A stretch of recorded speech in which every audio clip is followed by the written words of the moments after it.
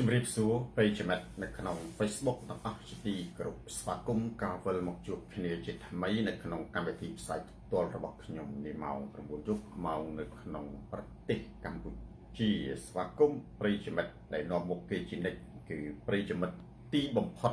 ណាគឹមស្រេងប្រិយមិត្តច័ន្ទសុវណ្ណរាខឹមទូចមេងលីខ្មែរគួនសាមសុភាឡានទេសចរ VIP ផ្ទះខោអាវស្ពណ៌អូនីការ៉ែងប៉ែនវិឆ័យសេងនិងប្រិយមិត្តជាច្រើនដទៃទៀតដូចជាបងថាអាហ្វីរៀមច្បងដែលកំពុងតាមដានទស្សនាការផ្សាយផ្ទាល់របស់ខ្ញុំនៃរាត្រីនេះវិឆ័យសេងកែវរិទ្ធខ្ញុំសូមបង្ហាញនៅកម្មវិធីទី1គឺការបើកប្រធានបទនៅគ្រឿងក្លែងពិសេសទី2បកស្រាយទី3សំណួរចម្លើយផ្សេងប្រធានបទថ្ងៃនេះពុកសុភាពមាន2សំខាន់ណាស់មុននឹងចូលទៅដល់ប្រធានបទទាំងពីរនេះប្រិយមិត្ត share វីដេអូនេះទៅកាន់ប្រិយមិត្តដទៃទៀតណាស់ទូរទស្សន៍សូនតារាទៅដល់ទីណាលោករ៉ាតីការផ្លាស់ប្ដូរផ្នត់កំណត់ទៅដល់ទីនោះស្ដាប់សូនតារាកើនបញ្ញាផ្លែស្ដាប់ហ៊ុនម៉ាណែតអត់ទឹកដល់មែនតែស្ដាប់ហ៊ុនសែនកើតរុកចិត្តទូរទស្សន៍សូនតារាស្រាត់ខោជិនបដិការផ្លាស់ប្ដូរផ្នត់កំណត់ប្រធានបទទី1វិចិត្រសួនជាសំណួរដែលបងប្អូនយើងសួរតាំងពីម្សិលមិញក្នុងខមមិនក្នុងការផ្សាយផ្ទាល់រហូតដល់ក្នុងសារដូច្នេះខ្ញុំសម្រេចចិត្តដាក់ជាប្រធានបទតែម្ដងនៅថ្ងៃនេះហើយជាទស្សនៈរបស់ខ្ញុំតើចិនឲ្យថៃវាយខ្មែរដើម្បីចង់ដឹងគោលជំហរកម្ពុជាម៉ាន់គីឃីងប្រធានបទទី2នៅថ្ងៃនេះនិយាយអំពីច្បាប់អន្តរជាតិបន្តិចសុខខេមរាគុណថៃសម្ដេចសេងរតនារំលោភអនុសញ្ញាហ្សឺណែវឆ្នាំ1949និង1977ស្ដីពីការហាមឃាត់វាយប្រហារលើជនស៊ីវិលមិនមែនគោលដៅយោធាប្រិយមិត្ត share វីដេអូនេះទៅកាន់ប្រិយមិត្តដទៃទៀតទូរទស្សន៍សូនតារាស្រាត់ខោជនផ្ដាច់ការផ្លាស់ប្ដូរផ្នត់គំនិតមានគ្រឿងក្លែង2បូណាគ្រឿងក្លែងទី1យោងអត្ថបទរបស់អ៊ុំសំអានបានលេចធ្លាយនៅវីដេអូមួយដែលខ្ញុំមិនដឹងថាតើវីដេអូនោះបាត់ដំបងស្រុកកំណើតខ្ញុំវាមានកម្រិតនៃការត្រឹមត្រូវយ៉ាងណាខ្ញុំនឹងមិនវិភាគទៅលើវីដេអូដែលអ៊ុំសំអានគាត់បានបង្ហោះនឹងទេប៉ុន្តែខ្ញុំយោងវីដេអូនោះដើម្បីធ្វើជាទ្រឹស្ដីទូទៅទីកុសលឬក៏ទស្សនៈទូទៅនៃកិច្ចធម៌គាត់ថាមានដំណឹងបែកធ្លាយលុកអង្គដែលហ៊ុនម៉ាណែតយកទៅជួយដល់កងទ័ពដែលអ៊ុំសំអានគាត់បានចោទជាសំណួរថារីណាលីដាអង្គហ៊ុនម៉ាណែតបញ្ជូនយកទៅជួយកងទ័ពហេតុអ្វីបានជាគេយកទៅលុកទៅវិញលីទៀនមួយអញ្ចឹងខ្ញុំលើកយកនៅវីដេអូឬក៏អត្ថបទរបស់អ៊ុំសំអាននេះភក្តីបញ្ញវន្តដើម្បីនិយាយអំពីទស្សនវិជ្ជាទូទៅហើយខ្ញុំនឹងដូចដែលខ្ញុំលើកឡើងខាងដើមនឹងមិនវិភាគថាតើវីដេអូនោះពិតមិនពិតទោះជាពិតក្តីមិនពិតក្តីបងប្អូនណាសុខសែនប៉ុន្តែវាឆ្លុះបញ្ចាំងនៅការពិតមួយថាតើបងប្អូនជឿទេក្នុងអំឡុងពេលដ៏លំបាកនេះមានជនឆក់ឱកាសទំឡើងថ្លៃទំនិញពុទ្ធិរកិន នឹងយកជំនួញយកជំនួយទៅលក់សួងឈានឬក៏យកសពបរោះធ្វើជាមុខរបរណាដល់កន្លះហូបនេះទេបងប្អូនថាអត់ខ្ញុំក៏អត់ថាខុសដែរទីបុរាណប៉ុន្តែបងប្អូនថាមានស្របជាមួយសូនតាហើយការដែលយើងនិយាយថាអត់ឬក៏មាននេះវាមិនមែនជាការប្រឆាំងនរណាម្នាក់ទេវាជាការលើកកម្ពស់កុំឲ្យមានបើមានត្រូវតែចាត់វិធានការសង្កេតជាប៉ុន្តែខ្ញុំសូនតាជឿថាមានដោយអត្តបទរបស់អ៊ុំសំអាននេះទី1ច្បាស់ជាមានអ្នកយកសម្ភារៈជំនួយយ៉ៃធូទៅលក់ទី2វាច្បាស់ជាមានអ្នកឆក់ឱកាសទំឡើងថ្លៃដំឡើងថ្លៃទំនិញទី3វាច្បាស់ជាមានអ្នកប្រើប្រាស់ព្រឹត្តិការណ៍សពបរោះសធរដើម្បីរកលុយកេងប្រវ័ញ្ចអំពីព្រឹត្តិការណ៍កងទ័ពគីមរាយខ្ញុំជឿថាមានគ្រាន់តែថាយើងដឹងដោយកម្រិតណាអានោះគឺយើងមិនដឹងទេតែបើថាអត់ខ្ញុំថាដូចជាអត់ទេនៅប្រទេសកម្ពុជានោះអញ្ចឹងខ្ញុំសូមតារាសូមសំណូមពរអំពាវនាវឲ្យខ្មែរទាំងអស់អេមីលីសាឈឺមានឧត្តមគតិខ្ពស់សម្រាប់អ្នកបើយោងតាមវីដេអូរបស់អ៊ុំសំអានយកអំណោយឬក៏យកស្បៀងរបស់រដ្ឋាភិបាលហ៊ុនម៉ាណែតទៅលក់សូមអ៊ីសានប្រៃសបញ្ឈប់ជាបន្ទាន់ចូលអ្នកមានឧត្តមកតេកុំរកស៊ីលើឈាមជីវិតរបស់កងទ័ពហើយសូមឲ្យរដ្ឋាភិបាលស៊ើបអង្កេតស៊ីដាបើមានពិតប្រាកដត្រូវតែបញ្ឈប់ហើយយកអ្នកនោះទៅផ្ដន្ទាទោសជាគំរូចនាឡាទី2ខ្ញុំក៏សូមអំពាវនាវដែរឲ្យខ្មែរយើងមួយចំនួនបើមិនអាចជួយជាមូលនិធិឬក៏ថវិកាបានគ្រាន់តែជួយ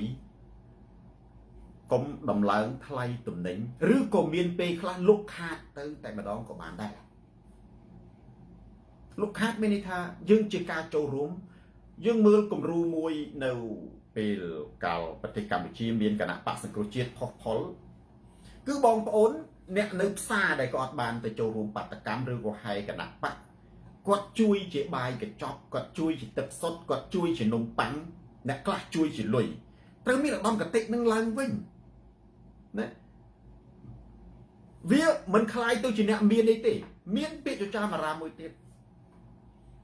កាលពីមានវិបត្តិប្រហែលកាលពីម្សិលមិញហ្នឹងគុនធា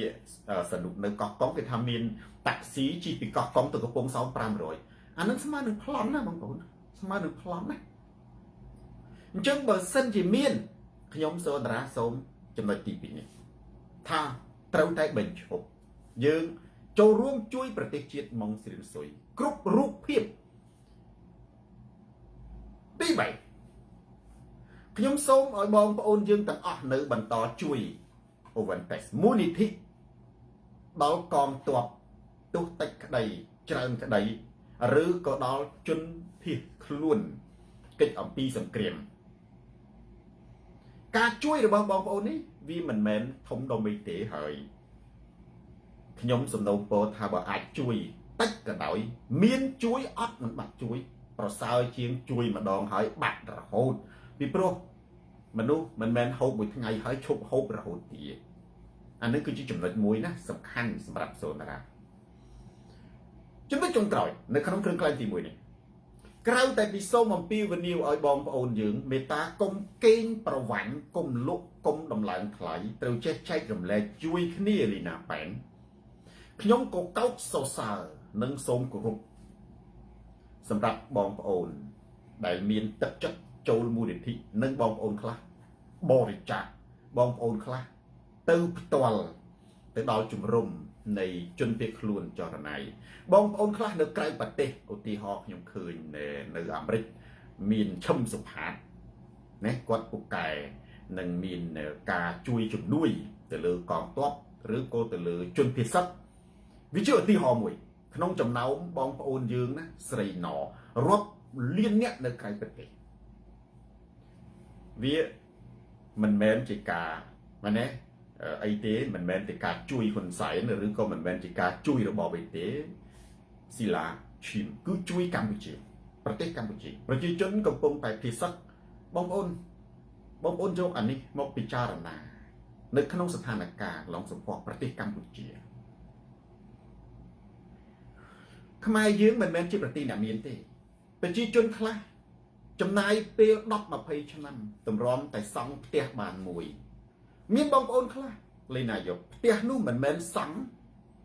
ដោយលុយងាយស្រួលទេមានន័យថាលុយដែលរកបាននៅក្នុងប្រទេសកម្ពុជានេះគឺផ្ញើមកពីប្រទេសថៃឬក៏ផ្ញើមកពីកូរ៉េផ្ញើទៅពីក្រៅប្រទេសទៅពីអាមេរិកកាណាដាអូស្ត្រាលីបារាំងអីចឹងទៅតម្រាំតែទិញដបូលផ្ទះតម្រាំតែធ្វើអញ្ចឹងបានមួយណាបងប្អូនគាត់ចំណាយពេលអ្នកខ្លះអត់លុយណាបងកូនផ្ញើពីក្រៅប្រទេសបោហ្នឹង10-20ឆ្នាំប៉ុន្តែត្រូវមួយប្រព្រឹត្តភ្នែកថានេះកុកស៊ីណាត្រូវបានថៃទម្លាក់ក្របបែកបំផ្លាញផ្ទះសម្បែងរបស់ពួកគាត់បងប្អូនពិចារណាមើលឧទាហរណ៍ថាទោះជាចប់សង្គ្រាមពួកគាត់ត្រឡប់ទៅវិញតើពួកគាត់បានលុយឯណាទៅទិញដបូលផ្ទះនេះមឿនវាសនាអញ្ចឹងបងប្អូនមានចិត្តសប្បុរសមានធម៌មេត្តាករុណាចំពោះមនុស្សជាតិចំពោះកងទ័ពវាគឺជារឿងគុណបុណ្យដែលបងប្អូនមិនមែនជាកងទ័ពប៉ុន្តែអាចចូលរួមចំណែកនៅក្នុងការជួយប្រទេសជាតិបានអញ្ចឹងខ្ញុំគោរពបងប្អូនយើងដែលចូលណារួមសកម្មភាពនឹងបងប្អូនយើងដែលទៅចុះចែកផ្ទាល់ក៏ដោយមិនចែកផ្ទាល់ក៏ដោយប៉ុន្តែខ្ញុំចុងក្រោយអេងមករាសូមស្នើឲ្យបងប្អូនដែលប្រើឱកាសនេះនៅក្នុងការតម្លើងថ្លៃតំណែងនៅក្នុងការកឹបកេងយកធ្វើជាមុខរបររកស៊ីគួរតែមានឧត្តមកតេត្រូវឲ្យឧត្តមកតេនឹងចេះជេរស្ដីខ្លួនឯងចន្លាឡាំលីនដាចិនដាប្រិយចំណិត share វីដេអូនេះទៅកាន់ប្រិយចំណិតដទៃទៀតទូរទស្សន៍សូនតាស្រាត់ខោជន់ផ្ដាច់ការផ្លាស់ប្ដូរផ្នត់គំនិតគ្រឿងក្លែមទី2ខ្លីខ្ញុំជារៀងរាល់ថ្ងៃសូមចូលរួមជាមួយនឹងមហាបាតកម្មជុំវិញពិភពលោកថ្ងៃនេះខ្ញុំឃើញនៅអូស្ត្រាលីនិងអាមេរិកគឺមានការធ្វើបាតកម្មផុសផុលក្រៅតែពីនោះនៅកូរ៉េនៅជប៉ុននិងជុំវិញពិភពលោកខ្មែរគ្រប់និន្នាការដាំខៅគឺបានចូលរួមយ៉ាងសកម្មនៅក្នុងការធ្វើយុទ្ធនាការដើម្បីអង្រួនពិភពលោកហើយខ្ញុំក៏បានសរសេរអត្ថបទមួយនៅថ្ងៃនេះថាខ្មែរគ្រប់ទិសទីគ្រប់ប្រទេសគ្រប់ទីកន្លែងជារៀងរាល់ថ្ងៃក្រោកឈរស្រែកឲ្យកងរំពង Rapid Reliable Driver ដើម្បីឲ្យពិភពលោកបានដឹងសំខាន់ណាស់ដោយហេតុថាពិភពលោកស្អប់របបផ្ដាច់ការហ៊ុនសែនពួកគេមានទំនោរទៅខាងមែនទេប្រទេសខ្លះដោយសារវិស័យទេសចរនិងសេដ្ឋកិច្ចសម្បត្តិ element គឺមានទំនោរលំអៀងទៅលើចៅឈ្លានពានទឹកដីប្រទេសកម្ពុជាដូច្នេះសូសាម៉ាឌីយើងសូមឲ្យអន្តរជាតិបើកភ្នែកមើលប្រទេសតូចតាចទុនខ្សោយដែលស្រេកឃ្លានសម្រេចសន្តិភាពដែលកំពុងតែទទួលរងពីការឈ្លានពាននៅអាវុធទន់ធ្ងន់នេះជាពិសេសប្រើអាវុធរបស់អាមេរិកដែលលោកប្រធានាធិបតីដូណាល់ត្រាំកំពុងតែអន្តរាគមន៍ឲ្យបញ្ឈប់ខ្ញុំជឿថាសហរដ្ឋអាមេរិកដូចមូនពេជ្រខ្ញុំបន្តគ្រប់គ្រងទៀតបើសិនជាសកម្មភាពនេះណានៅតែបន្តហើយខ្ញុំសូមលើកទឹកចិត្តឲ្យមូនពេជ្របន្តតាមដាននៅអ្វីដែលខ្លួនបានធ្វើឲ្យឆដើម្បីជំរុញវ៉ាន់ម៉ៅឲ្យសហរដ្ឋអាមេរិករដ្ឋសភាព្រឹទ្ធសភាមេត្តាពិចារណាចំពោះថៃប្រើប្រាស់គ្រាប់អាមេរិកដើម្បីវាយសម្លាប់ជនស៊ីវិលនៅក្នុងប្រទេសកម្ពុជាដែលបន្តិចទៀតនេះរៀនស្រាវខ្ញុំនឹងនិយាយនៅក្នុងប្រធានបទទី2តែយ៉ាងណាក៏ដោយខ្ញុំសូមគោរពកោតសរសើរចូលរួមពីចម្ងាយរាល់សកម្មភាពមហាបាតកម្មទាំងអស់ដើម្បីដាស់ពិភពលោក នៅក្នុងប្រទេសកម្ពុជាពិភពលោកស្អប់របបផ្ដាច់ការពិភពលោកណាអត់ដឹងពីស្ថានភាពនៅក្នុងប្រទេសកម្ពុជាដោយសារតែនៅក្នុងប្រទេសកម្ពុជាហានប្រភេទបិទព័ត៌មានជិតឈឹងព័ត៌មានឯករាជ្យអត់មានទេបណ្ដាញព័ត៌មានធំ BBC Reuters CNN អន្តរជាតិពិភពលោកគឺមានជំរកនៅបាងកកជារឿងធម្មតាទេជំរំណាដែលមានជំរកព័ត៌មានអន្តរជាតិជំរំនោះវាបើកទៅពិភពលោកច្រើនជាងណាព័ត៌មានបារាំងក៏ដោយព័ត៌មាននៅអាមេរិកក៏ដោយព័ត៌មានអារ៉ាប់ក៏ដោយព័ត៌មានអាស៊ីក៏ដោយព័ត៌មានអង់គ្លេសក៏ដោយព័ត៌មានជប៉ុនក៏ដោយនៅក្នុងប្រទេសកម្ពុជាគឺសេរីភាពនៅក្នុងការបញ្ចេញមតិយោបល់នៅមកណាគឺធ្វើឲ្យមនុស្សខ្លាចរអាដូច្នេះពិភពលោកអត់បានដឹងទេពីព្រោះយើងបិទព័ត៌មានបិទសេរីភាពនៅក្នុងការបញ្ចេញមតិអស់ហើយហេតុនេះនៅសល់តែសម្លេងជាក់ស្ដែងដែលមិនមែនជាមិនចាំបាច់ពឹងទៅលើព័ត៌មាននេះព័ត៌មានគេនឹងតាមយើងទេអ្វីទៅជាសម្លេងជាក់ស្ដែងសម្លេងជាក់ស្ដែង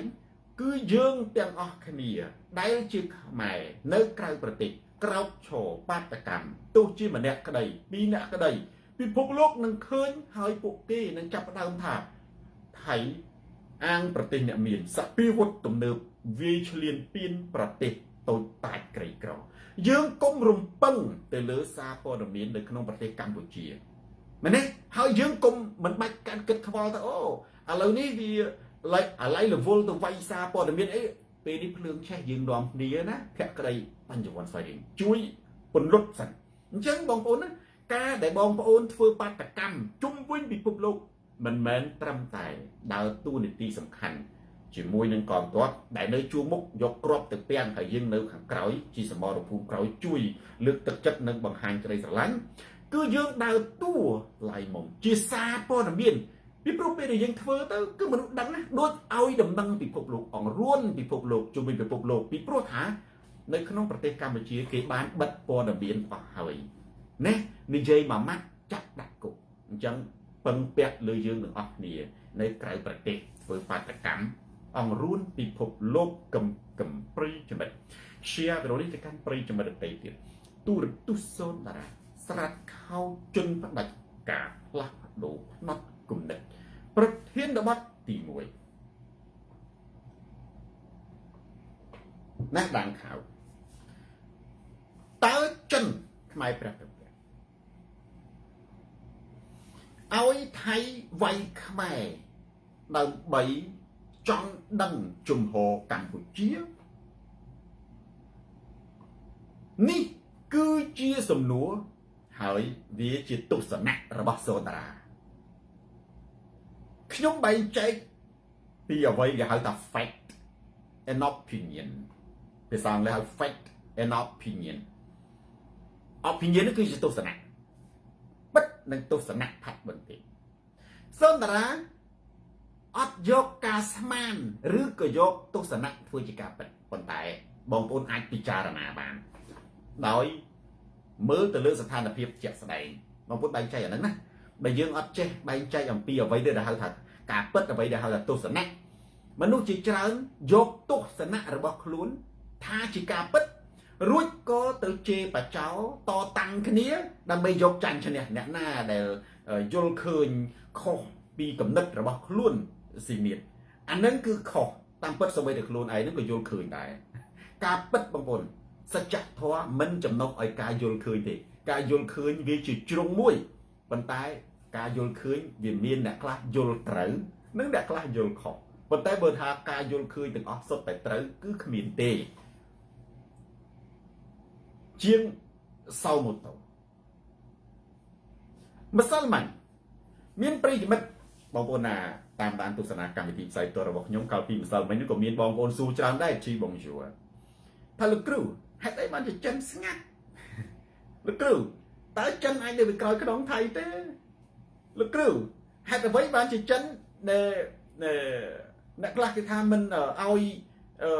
លេខកូដដើម្បីបូណាបើកសោនៃខែលមេឃអ្នកខ្លះថាលោកគ្រូចុះប្រទេសកម្ពុជាមានខែលមេឃអត់ទេសំណាញ់មេឃទេអ្នកខ្លះថាលោកគ្រូតើចិនមិនអនុញ្ញាតឲ្យប្រើមែនទេអានឹងសិតតែជាសំណួរហើយម្សិលមិញហ្នឹងខ្ញុំបានអានខមមិនច្រើនដែលខ្ញុំនិយាយថាឲ្យត្រឡប់ទៅមើលការផ្សាយផ្ទាល់ របស់ខ្ញុំកាលពីមួយសិលមួយថ្ងៃហើយឥឡូវនេះសាលីនតាន់ណាដោយសារតែសំណួរនេះវាមិនឈប់ខ្ញុំក៏ចោទជាសំណួរឡើងនៅក្នុងប្រធានបទនេះហើយសំណួរនេះវាគឺឆ្លុះបញ្ចាំងពីទស្សនៈនិងការមើលឃើញរបស់ខ្ញុំតែប៉ុណ្ណោះចិនអត់មកប្រាប់ខ្ញុំទេមែនទេចម្លើយមានទេនិងមិនទេសូមសំណួរតើចិនឲ្យថៃវាយខ្មែរវិស្វករចិត្តស្មោះដើម្បីចង់ដឹងជំហរខ្មែរដែរឬទេដោយដែលខ្ញុំលើកឡើងអបាញ់មិញស៊ូណែឈិនហូកូឡុំប៊ុសចម្លើយមានតែបាទហើយនឹងទេចុះឥឡូវទេយើងមិនបាច់និយាយព្រោះទេដឹងតែមានអីទៅនិយាយទៀតឧទាហរណ៍ថាតើចិនអាចឲ្យណែថៃវាយខ្មែរដើម្បីចង់ដឹងចំហខ្មែរដែរឬទេបើទេបាច់និយាយអីទៀតឥឡូវយើងនិយាយថាអូខេចិនអាចយើងអាចនិយាយថាចិនអាចមែនទេមឿនវាសនាឥឡូវថាអាណូយើងក៏និយាយអាណូយើងវិភាគអីទៀតអស់ហើយណាបើអា yes ឥឡូវយើងនិយាយអា yes ចុះហើយបងប្អូនខ្ញុំនិយាយម្ដងទៀតអានេះគឺជាណាកម្រិតទស្សនៈទេពិតឧទាហរណ៍ថាពិតចិនអាចឲ្យថៃវាយខ្មែរដើម្បីចង់ដឹងជំហរខ្មែរហេតុអ្វីពីព្រោះទី1ថៃមុនពេលសង្គ្រាមនៅខែមករាខែកក្កដាសំទោសខែ7រដូវក្តៅនៅអឺរ៉ុបនិងអាមេរិកចង់និយាយថាមុនសង្គ្រាមលើកទី1នៅ5ចំនួន5ថ្ងៃមុនកិច្ចព្រមព្រៀងនៅកូឡាឡាំពួរដែលធ្វើឡើងដោយដូណាល់ត្រាំនិងអានបាអ៊ីប្រាហ៊ីមនឹងអ្នកនយោបាយថៃជាច្រើនបានផ្ញើសារទៅចិននិងនិយាយថាកម្ពុជាកុំអាងចិនឲ្យសោះហ៊ីនលីហើយថៃមិនខ្លាចទេទោះជាកម្ពុជាមានចិនក៏ដោយមុនពេលការវាយលើកទី1ថៃគ្រប់ស្ទើរតែព័ត៌មានបាននិយាយអំពីឥទ្ធិពលចិននៅក្នុងប្រទេសកម្ពុជាដូនីក្រោយផ្ទុះសង្គ្រាមមកប្រាវណាថៃក៏ចាប់ផ្ដើមឈប់ដើម្បីចរចាដានខែហើយបង្កើតឲ្យមានបទឈប់បាញ់មួយនិងកិច្ចព្រមព្រៀងដោយមានដូណាល់ត្រាំនិងម៉ាឡេស៊ីរដ្ឋាភិបាលនៅកូឡាឡាំពួរអានវ៉ាអ៊ីប្រាហ៊ីមសម្របសម្រួលក្នុងនាមជាប្រធានអាស៊ានពេលនោះថៃបានបើកយុទ្ធនាការដាក់បន្លាលួសពាត់យកទឹកដីកម្ពុជានិងប្រតិបត្តិពាត់យកភូមិជោគជ័យនិងព្រៃច័ន្ទក្រោយមានវិបត្តិប្រហែលជា2សប្តាហ៍អានេះខ្ញុំនិយាយដើមរឿងដែលនិយាយថាចិនអាចណាឲ្យថៃវាយពេលនោះស្ដេចថៃក៏ទៅទស្សនកិច្ចប្រទេសចិនក្រោយមានកិច្ចព្រមព្រៀងណាសន្តិភាពនៅកូឡាឡាំពួរក្រោយពេលស្ដេចថៃទៅទស្សនកិច្ចនៅស្រុកចិនមកដល់វិញបាន2ថ្ងៃទៅ3ថ្ងៃថៃបើកការបាញ់ជនស៊ីវិលស្លាប់នៅភូមិព្រៃច័ន្ទបាញ់ជនស៊ីវិលតែម្ដងបងប្អូនមានចាំនៅភូមិព្រៃច័ន្ទភូមិជោគជ័យនេះដែលបណ្ដាលឲ្យស្លាប់និងរបួសប្រជាពលរដ្ឋដែលកំពុងតែមិត្តម៉ានអង្គុយពិសាអាហារថ្ងៃត្រង់បន្ទាប់ពីថៃបាញ់សម្លាប់ជនស៊ីវិលដោយកំភ្លើងដៃចិនអត់បានប្រតិកម្មទេប៉ុន្តែឈៀងចិនក៏បានចេញសារមួយសម្ដែងការអន់ចិត្តវិញរវាងកម្ពុជានិងម៉ាឡេស៊ីក្នុងជំនួបពាណិជ្ជកម្មនៃកិច្ចព្រមព្រៀងពាណិជ្ជកម្មជាមួយអាមេរិកបងប្អូនណាអានេះខ្ញុំនិយាយពីព្រឹត្តិការណ៍ពេលនោះបងប្អូនមានចាំចិនបានសម្ដែង គ្រប់សារព័ត៌មានទាំងអស់ម៉ែនកំសែងក៏គាត់និយាយដែរការខកចិត្តនឹងចង់ឲ្យណាម៉ាឡេស៊ីនិងកម្ពុជាបកស្រាយថាហេតុអីបានជាមានកិច្ចព្រមព្រៀងមានកិច្ចព្រមព្រៀងពាណិជ្ជកម្មជាមួយអាមេរិកហើយនឹងចិនគឺចោទប្រកាន់កម្ពុជាហើយនឹងម៉ាឡេស៊ីបងប្អូនអានឹងគឺជារឿងមួយដែលព្រឹត្តិការណ៍នឹងវាចៃដន្យពេកប្រហែលជាមួយថ្ងៃក្រោយមក2ថ្ងៃក្រោយមកក្រោយពីចិនណាបានចោទកម្ពុជានិងម៉ាឡេស៊ីក៏ប្រទេសថៃចាប់ផ្ដើមប្រកាសវ៉ោលុបចោលបទឈប់បាញ់និងកិច្ចព្រមព្រៀងសន្តិភាពនៅកូឡាឡាំពួរក្រោយពីថៃលុបកិច្ចព្រមព្រៀងសន្តិភាពនិងប្រកាសលែងគោរពលុបចោលទាំងអស់ពេលនោះក៏ចាប់ផ្ដើមមានភាពតានតឹងនៅតាមព្រំដែនបានតែមួយថ្ងៃថៃវាយលុកចូលក្នុងប្រទេសកម្ពុជានៅថ្ងៃទី7ខែធ្នូរហូតមកទល់បច្ចុប្បន្នក្នុងអំឡុងពេលដែលថៃវាយលុកណាឡាំវ៉ាន់គឺប្រទេសចិនស្ងាត់មិនបានចូលអន្តរាគមន៍នៅក្នុងនាមជាប្រទេសមិត្តដៃថៃកម្ពុជាទេផ្ទុយទៅវិញសហភាពអឺរ៉ុបមែនទេនិងអាមេរិកជប៉ុនបានចូលរួមដើរតួនាទីសំខាន់ជាមួយនឹងការអំពាវនាវដើម្បីឲ្យមានបាត់ឈប់បាញ់និងគោរពណាកិច្ចព្រមព្រៀងសន្តិភាពនៅកូឡាឡាំពួរឡើងវិញអញ្ចឹងប្រិយមិត្តអាកន្លែងនេះគឺជាចំណុចទី1ខ្ញុំនិយាយអំពីសៅវតាណាខ្ញុំនិយាយអំពីសៅវតាថាតើចិនអាចនៅពីក្រោយខ្នងបញ្ជា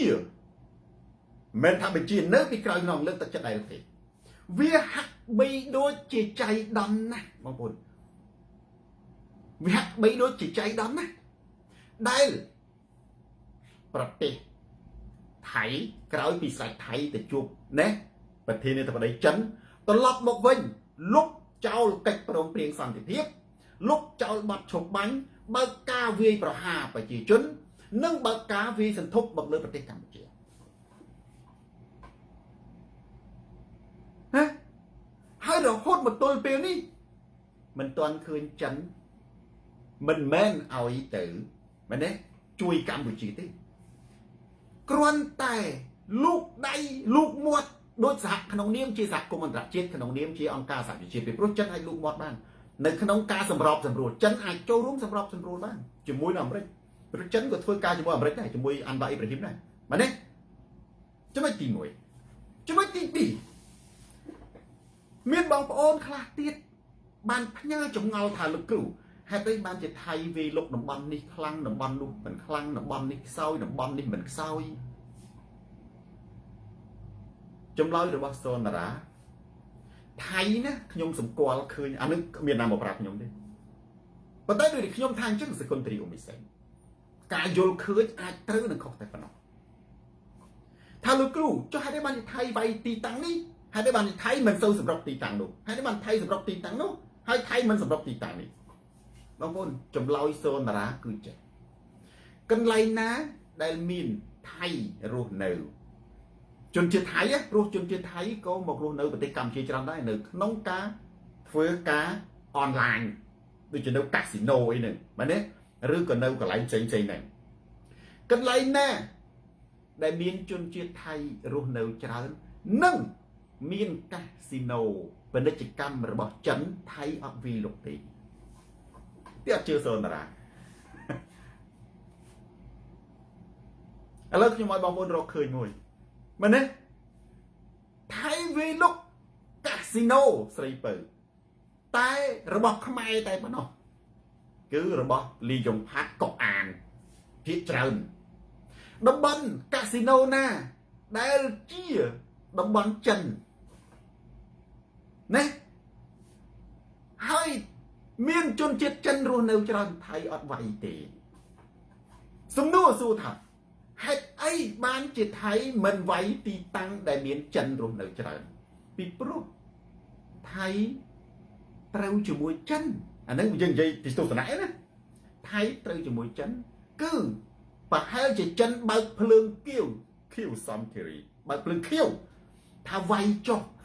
ប៉ុន្តែកុំឲ្យតែប៉ះចិនបើប៉ះចិនខ្លាចឡងទៅវិញព្រោះកណាប៉ះជំរុំចិនលេងមកប្រើមើងងាប់ចិនចូល50នាក់អីវ៉ាន់ណា munition ឬក៏បំផ្លាញទ្រព្យសម្បត្តិជនជាតិចិនមានទ្រព្យសម្បត្តិខ្លះនៅក្នុងប្រទេសកម្ពុជាអានីសាលូណាគឺ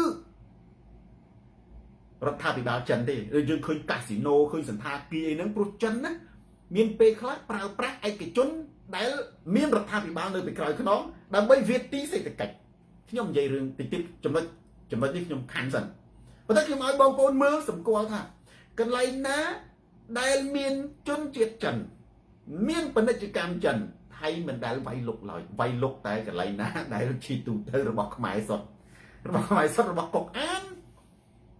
និងរបស់លីយ៉ុងផាត់អាហ្នឹងខ្មែរសុទ្ធអាហ្នឹងគឺខ្ទេចអត់មានសល់កន្លែងណាមួយមែនទេអញ្ចឹងអាកន្លែងហ្នឹងបងប្អូនសម្គាល់មើលមានមនុស្សជាច្រើនតែទៅសួរខ្ញុំហើយខ្ញុំឆ្លើយដូចគ្នាខ្ញុំឆ្លើយម្ដងខ្ញុំមិនបាច់ឆ្លើយទៀតទេខ្ញុំឆ្លើយក្នុងសារតែលោកគ្រូចង់មិនក៏កន្លែងថៃវាយលុកកន្លែងនេះអត់កន្លែងនោះកន្លែងនោះអត់កន្លែងនេះកន្លែងនេះខ្ញុំឆ្លើយទៅនិយាយថាទីកន្លែងណាដែលមានជនជាតិថៃរស់នៅច្រើនហើយកន្លែងដែលមានកាស៊ីណូនិងជនជាតិចិនរស់នៅច្រើនថៃវាអត់វាយទេហេតុអីពីព្រោះពេលដែលថៃវាយក្រោយពីស្ដេចថៃទៅជួបប្រធានាធិបតីចិនសំណួរហ្នឹងយើងអាចឆ្លើយថាតើចិនអាចឃើញទេចូលដល់សំណួរអាចំណុចទី2តើចិនអាចឲ្យថៃវាយខ្មែរដើម្បីចង់ដឹងអំពីជំហរកម្ពុជាដែរឬទេចង់ដឹងចិត្តស្មោះរបស់កម្ពុជាដែរឬទេសំណួរចំណុចទី3ខ្ញុំនិយាយបាញ់មិញរឿងចិនប្រើពាណិជ្ជកម្មមិនមែនឯកជនទេបងប្អូនណាចិនគឺមានមុខពីររាល់ស្ទើរតែពាណិជ្ជកម្មចិនជាច្រើនសូមែនឆាំគឺឯកជនទេប៉ុន្តែជាគម្រោងថវិការបស់រដ្ឋាភិបាលតែគេអត់ឲ្យនិយាយថារដ្ឋាភិបាលគេថាក្រុមហ៊ុនជីងហាត់អីចឹងទៅបាទនេះក្រុមហ៊ុនចានក្តាប់អីចឹងទៅទីរកក្រុមហ៊ុនអីចឹងក្រុមហ៊ុនឈីឈុបអីចឹងទៅណាក្រុមហ៊ុនចានលៀងអីចឹងណាបាទជីងហាត់ចានលៀងអីចឹងទៅអាហ្នឹងបងប្អូនគឺយើងមើលទៅថាឯកជនទេប៉ុន្តែបច្ចុប្បន្នអាហ្នឹងរដ្ឋហ្នឹងសុទ្ធតែលុយរដ្ឋទេបងប្អូនត្រូវដឹងថាប្រទេសកុម្មុយនីសរដ្ឋមានឥទ្ធិពលអញ្ចឹងហើយឥឡូវខ្ញុំបាននិយាយរឿងមួយនៅអាមេរិករាល់ក្រុមហ៊ុនឯកជនចិនណាមិនងាយបានវិនិយោគនៅអាមេរិកទេបើវិនិយោគទាល់តែឆ្លងកាត់ការពិនិត្យរបស់សហរដ្ឋអាមេរិកពីព្រោះអាមេរិកជឿថាចិនបានផ្ញើអាក្រុមហ៊ុនវិនិយោគចូលទៅក្នុងប្រទេសអាមេរិកនិងប្រទេសអឺរ៉ុបហ្នឹងជាលុយរបស់រដ្ឋាភិបាលចិនទេរ៉ាមេតាប៉ុន្តែប្រើរូបភាពឯកជនហើយពាណិជ្ជកម្មចិនក៏មិនតិចដែរនៅក្នុងសហរដ្ឋអាមេរិកប៉ុន្តែគឺជាពាណិជ្ជកម្មឯកជននៅអឺរ៉ុបក៏ចឹងដែរចិនធ្វើពិបាកធ្វើមិនមែនធ្វើមិនបានទេពិបាកធ្វើរឿងពាណិជ្ជកម្មប្រើប្រាស់ឯកជនតែលុយរបស់រដ្ឋលាក់ខ្លួនណានៅប្រទេសខ្លាំងដូចជាប្រទេសអាមេរិកវ៉ាន់វ៉ាន់ឌីប្រទេសអាមេរិកប្រទេសអឺរ៉ុបប្រទេសស្វីសអីជាដើមកាលពេលប៉ុន្តែនៅប្រទេសទុនខ្សោយដែលមានប្រព័ន្ធដឹកនាំពុករលួយចិនលូកដៃចូលបានទាំងអស់ជាពិសេសនៅអាហ្វ្រិកបងប្អូនណាបងប្អូនទៀតដឹងថានៅអាហ្វ្រិកនៅអារ៉ាប់ប្រទេសក្រីក្រហ្នឹងចិនលូកដៃចូលណានៅប្រទេសអាហ្វ្រិកពាណិជ្ជកម្មក្រុមហ៊ុនរ៉ែជាពិសេសចិនចូលទៅជីករ៉ែចូលទៅកាត់កាយរុករ៉ែបងប្អូនណាទៅសិក្សាស្រាវជ្រាវព័ត៌មានជាពិសេសនៅប្រទេសអាហ្វ្រិកនៅប្រទេសអាស៊ីសូម្បីតែនៅប្រទេសនេប៉ាល់បាស់ជើងមួយឲ្យបំណុលចិនដោយសារប្រទេសណាដែលមានប្រព័ន្ធពុករលួយប្រព័ន្ធទុនខ្សោយហ្នឹងចិនដូចមេរោគចឹងបងប្អូនណាវាលុកចូលទៅវាហែកស៊ីពីព្រោះមនុស្សឃ្លានលុយដល់ទៅពេលចិនទម្លាក់លុយទៅពួករដ្ឋាភិបាលបំរើចិនទាំងអស់បងប្អូនមើលនៅអាហ្វ្រិកប្រទេសនៅអាហ្វ្រិកដែលជាងពាក់កណ្ដាលបច្ចុប្បន្នហ្នឹងណាស្ទើរតែចិនកាន់កាប់រ៉ែទាំងអស់ខ្ញុំគាត់ប្រាប់ជាចាំម៉ូនីកាមែនទេអញ្ចឹងពាណិជ្ជកម្មរបស់ចិនគឺជាទូទៅតែងតែមានរដ្ឋបង្កប់នៅក្នុងហ្នឹងមានពេលខ្លះក្រុមហ៊ុនឯកជនគ្រាន់តែជាអាយ៉ងទេលុយពិតប្រាកដជួននេះគឺជាលុយរបស់រដ្ឋាភិបាលចិន Freelance ទាំងអានឹងជាចំណុចទី3ចំណុចទី4 dương đâu tại châu xua dương tam chấm nói tìm mùi đây thả Kroi bị sạch thay một bị chấn thay thư sẵn kìm cần lấy na để miền casino rư cổ nè tí phải chung chân chân rồi nấu chán thay ọt bạc cả vậy luôn chân nè chặt bắt đầu châu Campuchia nâng Malaysia thá miền tầm nè vay để chi tầm nè tầm đông sẽ cách bên chỉ cắm cho môi nào đấy anh ấy cứ chỉ hai thôi môi vì hát mấy đôi chia bằng hàng thằng cao vi lúc rồi bọc thầy một lớpประเทศ Campuchia គឺជានយោបាយរបស់ចិនចង់សាកល្បងចង់ដឹងជំហរកម្ពុជាតើកម្ពុជាងាកទៅអាមេរិកឬក៏ងាកទៅចិនហើយចិនឈរអបដៃមើលចេះមើលណាឥឡូវឈរអបដៃមើលឈរអបដៃមើលមើលនេះតើចិនចូលចិត្តលេងសង្គ្រាមដែរឬទេបើកម្ពុជានៅចំណុចកណ្ដាលទីនោះវាស្របទៅនឹងច្បាប់អន្តរជាតិបកស្របទៅនឹងច្បាប់កិច្ចព្រមព្រៀងសន្តិភាពក្រុងប៉ារីមានន័យថាកម្ពុជាប្រទេសអព្យាក្រឹតស្របទៅនឹងរដ្ឋធម្មនុញ្ញវណ្ណសន្តិបញ្ចូលបកសម្ព័ន្ធនៃកម្ពុជាស្របច្បាប់អន្តរជាតិច្បាប់ស្របជាមួយនឹងអង្គការសហវិជាតិស្របជាមួយនឹងច្បាប់រដ្ឋធម្មនុញ្ញប៉ុន្តែវាខុសជាមួយច្បាប់ចិនព្រោះចិនវាចូលចិត្តដូចកូរ៉េខាងជើងចឹងទៅចិនទៅផ្ដាច់តែម្ដងណាដូចរុស្ស៊ីចឹងតែបើសិនជាហ៊ុនម៉ាណែតឬក៏រដ្ឋាភិបាលកម្ពុជាងាកមកអាមេរិកខ្ញុំអត់ដឹងថាតើចិននឹងមានប្រតិកម្មអីទេប៉ុន្តែគ្រាន់តែចំណុចពាណិជ្ជកម្មតូចមួយចិនប្រតិកម្មចុះតម្រាំហ៊ុនសែនងាកមកអាមេរិកពេលនោះតើចិននឹងប្រើប្រាស់ថៃឬក៏យ៉ាងណាបើចិនប្រើប្រាស់ថៃតើអាមេរិកនឹងប្រឆាំងថៃដែរឬទេអត់ហេតុអីពីព្រោះថៃមិនមែនជាសម្ព័ន្ធមិត្តរបស់ពួកផ្ដាច់ការហើយថៃប្រើប្រាស់អាវុធអាមេរិកណាចឹងអាមេរិកណាប្រើប្រាស់អាវុធអាមេរិកគឺអាមេរិកគឺត្រូវតែអត់ទៅវាយប្រទេសណាដែលប្រើប្រាស់អាវុធរបស់ខ្លួនទេអាមេរិកមិនវាយប្រទេសណាដែលប្រើប្រាស់អាវុធរបស់ខ្លួនបងប្អូនចាំណាអាមេរិកវាយប្រទេសណាដែលអត់ប្រើអាវុធរបស់វាជាទូទៅប៉ុន្តែអាមេរិកលូកដៃគឺអន្តរាគមន៍បញ្ឈប់កុំឲ្យណាពុកពេជ្រសំណាងប្រទេសដែលប្រើប្រាស់អាវុធរបស់អាមេរិក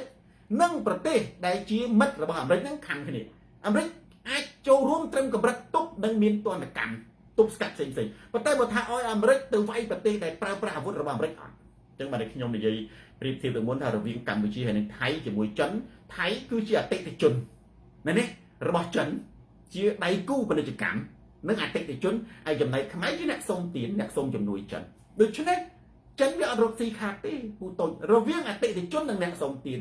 គឺចិនត្រូវនៅខាងអ្នកណាអតិថិជនណាប៉ុន្តែកម្ពុជាមានគុណសម្បត្តិមួយហេនរីវងគឺជាទីតាំងភូមិសាស្ត្រឥទ្ធិពលនៃភូមិសាស្ត្រនយោបាយណាអញ្ចឹងក្តីសង្ឃឹមរបស់ខ្ញុំណាក្តីសង្ឃឹមរបស់ខ្ញុំគឺកម្ពុជារក្សាទំនាក់ទំនងល្អណាជាមួយចិននិងសុំចោទជាសំណួរសួរទៅចិនដើម្បីជួយឲ្យចិនចូលរួមចំណែកការពារតំបន់អាស៊ានទាំង10ប្រទេសជាមួយអាមេរិកមែនទេជាមួយអាមេរិកពីព្រោះអាមេរិកបានលូកដៃទៅបើយើងមិនចូលជួយហើយយើងទៅចំណែកដូចទីហៅថាអាមេរិកជួយចិនដើម្បីកសាងសន្តិភាពព្រំដែនរឹងមាំពាណិជ្ជកម្មហើយចិនមកក្តៅកាហាយអត់ត្រូវមិនក៏មិនជួយមកអត់គេរំចេះណារំមីលចុះសម្រាប់សូនតាខ្ញុំតដែលអានេះខ្ញុំនិយាយនេះខ្ញុំនិយាយក្នុងនាមហ៊ុនម៉ាណែតទេបើសម្រាប់សូនតារាបើខ្ញុំទៅដឹកនាំប្រទេសភ្លាមប្រកាសសម្ព័ន្ធមិត្តជាមួយអាមេរិកខ្ញុំអត់មានខ្លាចចិនទេចិនជាមិត្តប៉ុន្តែសម្ព័ន្ធមិត្តយោធាខ្ញុំបើកឲ្យមានមូលដ្ឋានទ័ពយោធាអាមេរិកនៅក្នុងប្រទេសកម្ពុជាដែនសមុទ្រណាមួយសូនតារាប្រកាសអញ្ចឹងអ្នកណាខឹងខ្ញុំអ្នកណាចង់ជេរបចោខ្ញុំអ្នកណាថាខ្ញុំខុសច្បាប់អីជេរបចោឲ្យហើយទៅខ្ញុំមិននិយាយដដែលទេពីព្រោះខ្ញុំនិយាយដើម្បីប្រទេសជាតិរបស់ខ្ញុំអត់ខ្លាចចិនវាយទេហើយបើអាមេរិកឲ្យចិនវាយខ្ញុំក៏វាយទេចុះខ្ញុំអត់ខ្លាចទេមែនទេពីព្រោះបើយើងអត់ខ្លាំងទេអានោះវាមើងងាយវាវាយយើងងាប់កូនចៅយើងឲ្យបានទៅសាលារត់ប្រសេកប្រសាចបងប្អូនយើងឃើញទេវាអាងអាវុធរបស់អាមេរិកហ្នឹងវាវាយយើងងាប់នេះអញ្ចឹងយើងត្រូវរកម្ចាស់អាវុធឲ្យជួយដូចជាអាមេរិកម្ចាស់អាវុធហ្នឹងឥឡូវយើងដូចមូនពេជ្រធ្វើត្រូវដែលខ្ញុំគ្រប់គ្រងថាមូនពេជ្រធ្វើត្រូវទៅរកម្ចាស់អាវុធឲ្យជួយ ណាយើងសរុបសេចក្តីមកវិញហេតុផលទាំងអស់នេះណាដែលខ្ញុំថាជាកម្រិតទស្សនៈទេវាបង្ហាញឲ្យឃើញថាហាក់បីដូចជាថៃវាយនឹងមានការគ្រប់គ្រងពីចិនដោយសារតែចិនខឹងកម្ពុជានឹងចាប់ផ្ដើមមាននេះតំណាក់តំណងល្អជាមួយអាមេរិកមានទំនោរពាណិជ្ជកម្មទៅរកអាមេរិកនិងអាមេរិកបានលុកដៃចូលទៅក្នុងអាស៊ានដើម្បីជួយអន្តរាគមន៍ចិនច្រណែនជាមួយនឹងឥទ្ធិពលរបស់អាមេរិកនៅក្នុងអាស៊ានហើយចិនមិនចង់ឃើញអាស៊ានមានសន្តិភាពទេបងប្អូនខ្ញុំនិយាយមួយទៀតចំណុចសំខាន់ខ្ញុំធ្លាប់និយាយច្រើនដងសុមេតជាឡាច់ហើយខ្ញុំនិយាយម្ដងទៀតហើយខ្ញុំនឹងនិយាយបន្តទៀតដើម្បីឲ្យបងប្អូនយើងនឹងមានចំណេះដឹងនិងមានមូលដ្ឋានមើលអំពីភូមិសាស្ត្រនយោបាយប៉ែនសុផនចិនមិនដែលចង់ឲ្យអាស៊ានមានសន្តិភាពឡើយខ្ញុំសូមនិយាយម្ដងពីព្រោះបើអាស៊ានមានសន្តិភាពចិនអស់ឥទ្ធិពលការកលចិនតែងតែមានឥទ្ធិពលលើប្រទេសដែលមានសង្គ្រាមបែកបាក់ខ្ញុំលើកឧទាហរណ៍មួយសូម្បីពាណិជ្ជកម្មក៏ដោយពាណិជ្ជកម្មចិនអត់ឥទ្ធិពលលើអឺរ៉ុបនិងអាមេរិកទេប៉ុន្តែមានឥទ្ធិពលលើអាហ្វ្រិកហេតុអីអាហ្វ្រិកជាប្រទេសក្រីក្រមេអ៊ីមេអានតាក់តេយលោកពុករលួយរដ្ឋាភិបាលប្រព័ន្ធគ្រប់គ្រងនឹងគឺថាស្អុយរលួយចឹងចិនចូលបានបងប្អូនយើងឃើញមើលដូចជានៅអាហ្វ្រិកប្រព័ន្ធពុករលួយរំលោភសិទ្ធិមនុស្សបាទគឺគេហៅថានេះនឹងអត់ដែលឃើញអឺរ៉ុបហើយនៅអាមេរិកចូលបានទេបើចូលទៅកសាងពាណិជ្ជកម្មបើអាមេរិកឬក៏អឺរ៉ុបចូលប្រទេសនេះខ្លាំងក៏ដោយប៉ុន្តែចិនចូលសុខក៏ដែរបងប្អូនអត់ដឹងទេស្រាវជ្រាវវាយ Google មើលវាយចូលទៅក្នុងអ៊ីនធឺណិតនិយាយអំពីអាហ្វ្រិកបច្ចុប្បន្នហ្នឹងចិនចូលចង់អស់ហើយអញ្ចឹងដូចគ្នាបើសិនជានៅអាស៊ានមានរបងសន្តិភាពរឹងមាំមានការឯកភាពគ្នាអត់មានសង្គ្រាមដូច្នេះឥទ្ធិពលចិនខ្សោយបងប្អូនយើងបងប្អូនត្រូវដឹងខ្ញុំនិយាយអន័យធៀបណាអ្នកប្រាជ្ញស៊ូតុងប៉តើមេរោគមានឥទ្ធិពលលើរាងកាយយើងនៅពេលណាពេលដែលយើងខ្សោយទេពេលដែលយើងខ្លាំងមេរោគអត់មានឥទ្ធិពលលើរាងកាយយើងទេដូចគ្នាចិនប្រើប្រាស់ឥទ្ធិពលរបស់ខ្លួនទៅលើតែប្រទេសទុនខ្សោយទេប្រទេសដើម្បីទុនខ្សោយបានប្រទេសនឹងមានសង្គ្រាមបាទនេះដើម្បីឲ្យខ្លួនលូកដៃចូលទៅកាច់ចង្កូតបានប៉ុន្តែបើប្រទេសនឹងខ្លាំងចិនចូលអត់បានបណ្ដោយអញ្ចឹងបើសិនអាស៊ានមានសាមគ្គីភាពរឹងមាំអ្វីដែលចិនខ្លាចគឺខ្លាចបណ្ដុំខ្ញុំនិយាយជ្រៅណាអាស៊ាននឹងវាងាកទៅរកអាមេរិកដល់ទៅងាកទៅរកអាមេរិកគឺវាប៉ះពាល់ទៅដល់ឥទ្ធិពលរបស់ចិនខ្ញុំចង់ឲ្យដឹងនិងមហាសមុទ្រចិនកើតមានទំនាស់មហាសមុទ្រចិនបច្ចុប្បន្នមហាសមុទ្រចិនគឺជាប់ប្រទេសអាស៊ានម៉ាឡេស៊ីឥណ្ឌូនេស៊ីអានឹងបែងចែកនឹងទាំងអស់អញ្ចឹងបើសិនជាអានឹងដូច NATO ដូចបងប្អូនដូចខ្ញុំនិយាយថារុស្ស៊ីហើយបើរុស្ស៊ីប្រឆាំងជាមួយនឹងអ៊ុយក្រែន NATO ពីព្រោះរុស្ស៊ីវាចង់ឲ្យ NATO នឹងពាត់ជុំវិញទេ NATO នឹងគឺអង្គការសម្ព័ន្ធមិត្តអាមេរិកនិងអឺរ៉ុបប្រទេសនៅសមុទ្រមេឌីទែរ៉ាណេអុកស៊ីដង់តាល់ប្រទេសនៅអុកស៊ីដង់តាល់មេឌីទែរ៉ាណេនឹងជាបុណាគឺហ៊ុំពាត់កុំឲ្យឥទ្ធិពលកុម្មុយនីសផ្ដាច់ការរបស់រុស្ស៊ីរីកសាយភាយចឹងគេមានអានឹងមួយដូច្នេះអាមេរិកហើយនឹងពួកអឺរ៉ុបក៏សម្លឹងឃើញអាស៊ានដែរអញ្ចឹងហើយបានជាមានកិច្ចប្រជុំអាស៊ានបងប្អូនណាអាស៊ានមានកិច្ចប្រជុំណា Forward Out មានកិច្ចប្រជុំអាស៊ានអឺរ៉ុបអាស៊ានអូស្ត្រាលីអាស៊ានអាមេរិកបងប្អូនមានឃើញទេមែនទេអាស៊ានចិនដូចធ្លាប់មានអាស៊ានចិនដែរសូម្បីតែចិនក៏ចង់ចាប់អាស៊ានដែរដូច្នេះតាមការយល់ឃើញរបស់សូណារ៉ាចិនមិនចង់ឲ្យតំបន់អាស៊ាននឹងមានសន្តិសុខសុវត្ថិភាពទេពីព្រោះបើកាលណាតំបន់អាស៊ានមានសន្តិសុខសុវត្ថិភាពគឺធ្វើឲ្យអាស៊ានរឹងមាំវាគំរាមកំហែងដល់តៃវ៉ាន់និងមហាសមុទ្រចិនដូច្នេះខ្ញុំយល់ឃើញថាចិនអត់រកស៊ីខាតទេគឺរកស៊ីចំណេញចិនច្បាស់ណាស់តាមទស្សនៈខ្ញុំនៅពីក្រោយខ្នងសង្គ្រាមថៃបើចិនហាមពេលដែលស្ដេចថៃទៅជួបណាចិនមិនផ្ដល់សញ្ញាថាមិនអាចប៉ះពាល់កម្ពុជាបានទេនិយាយដោយអាមេរិកចាត់ឲ្យណាចរចាគ្នាខ្ញុំជឿថាថៃមិនហ៊ានវាយកម្ពុជាដូចសពថ្ងៃឡើយឥឡូវយើងត្រឡប់ឃើញចាក់ស្ដីផុសតាងមួយដែលបងប្អូនមើលអត់ធ្លុះណាគឺនៅតាមខ្សែបន្ទាត់ព្រំដែនកន្លែងណាដែលមានពាណិជ្ជកម្មចិនណាថៃអត់វាយលុកទេ thay vậy lúc ta cần lấy nè để chia phần cho cắm không ai sọt chia sẽ đồng bằng cọc án nâng lý do hạt chẳng chúng ta đi mua vì trà đồ chật đại nhóm việc thiện khơi thà cho lối từ nâng sầm đua thà tớ chấn ai nâng đi cày thay vậy mày đâm bay bên chết chùm hô Campuchia đại được tiền tế dương bằng vậy đấy ai được nhóm vậy chùm nó tìm muối nè đó chùm nó tìm muốn chùm nó tìm pram này chấm mà sân giang được chứ nào ta miền đồng bắc sai vậy được mà đấy ưu tiên họ thà bởi chân chỉ nét nơi bị cày cái non thay đâm bay vay ở Campuchia bên chết cô chùm hô anh đi xu rồi đồng bắc sai bởi chân trong đang cô chùm hô Campuchia rất bằng anh cô chùm hô rất bằng anh cô chùm hô mà nên tớ cô chùm hô từ chấn rứ cô chùm hô bên miền bay vậy chấn cảnh đá Americ bên tay khi nhung chưa thả hôn sai hôn mà này rẽ xa cô chùm hô áp chiếc tùm nô vậy đấy tùm nô tới chân cái này lui tới chân cái này bên tay có trâu riết đắng cái thằng nên miền tây khácប្រវត្តិសាស្ត្របង្រៀនគាត់អាចលួចទំនោរទៅចិនប៉ុន្តែចំហមិនអាចធ្វើដូចសូនប្រាំងនេះអញ្ចឹងចិនចង់ដឹងបើងាកទៅចិនតើកម្ពុជានឹងមានរឿងអីមានរឿងនេះធ្ងន់ឬក៏ស្រាលអានេះគឺពិចារណាអញ្ចឹងប៉ុន្តែសួរថាតើចិននេះចង់ឲ្យកម្ពុជានោះងាកទៅខ្លួនដូចកូរ៉េអញ្ចឹងហើយឲ្យកម្ពុជាធ្លាក់ចូលទៅក្នុងភ្លើងសង្គ្រាមដូចចិនផ្គត់ផ្គង់គ្រប់គ្រងពួកប៉ុលពតសបាយចិត្តណាស់មែនទេដែលខ្លួនធ្លាប់គ្រប់គ្រងពួកប៉ុលពតសម្រាប់មនុស្សចិត្ត3លាននាក់ខ្ញុំសួរចិនតើចិនសបាយណាស់មែនទេណាបើប្រទេសចិនគឺជាប្រទេសដែលស្អប់អាមេរិកដែលថាវាទីធ្វើសង្គ្រាមណាចិនក៏មិនគួរគ្រប់គ្រងឲ្យថៃហ្នឹងណាវាយកម្ពុជាដើម្បីឲ្យមាននាគមានប្រទេសកម្ពុជានឹងស្លាប់ប្រជាជនដោយរបបប៉ុលពតទៀតគឺមិនទេអញ្ចឹង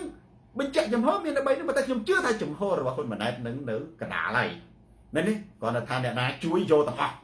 អ្នកនៅកណ្ដាលសាមឌីធូអ្នកណាជួយយកទាំងអស់ខ្ញុំមើលទេណាប៉ុន្តែបើសម្រាប់សូនតានៅនិយាយដដែលចិនកណ្ដាលឬអាមេរិកស្ថានភាពនៅកណ្ដាលបើនៅកណ្ដាលបានខ្ញុំនៅគឺចិនជាមិត្តអាមេរិកជាមិត្តប៉ុន្តែបើស្ថានភាពគ្រោះថ្នាក់ដល់ប្រទេសកម្ពុជាដែលតម្រូវឲ្យខ្ញុំឈរមកចំហៀងសូនពិតណាសូនតារាគឺសម្ព័ន្ធមិត្តជាមួយអាមេរិក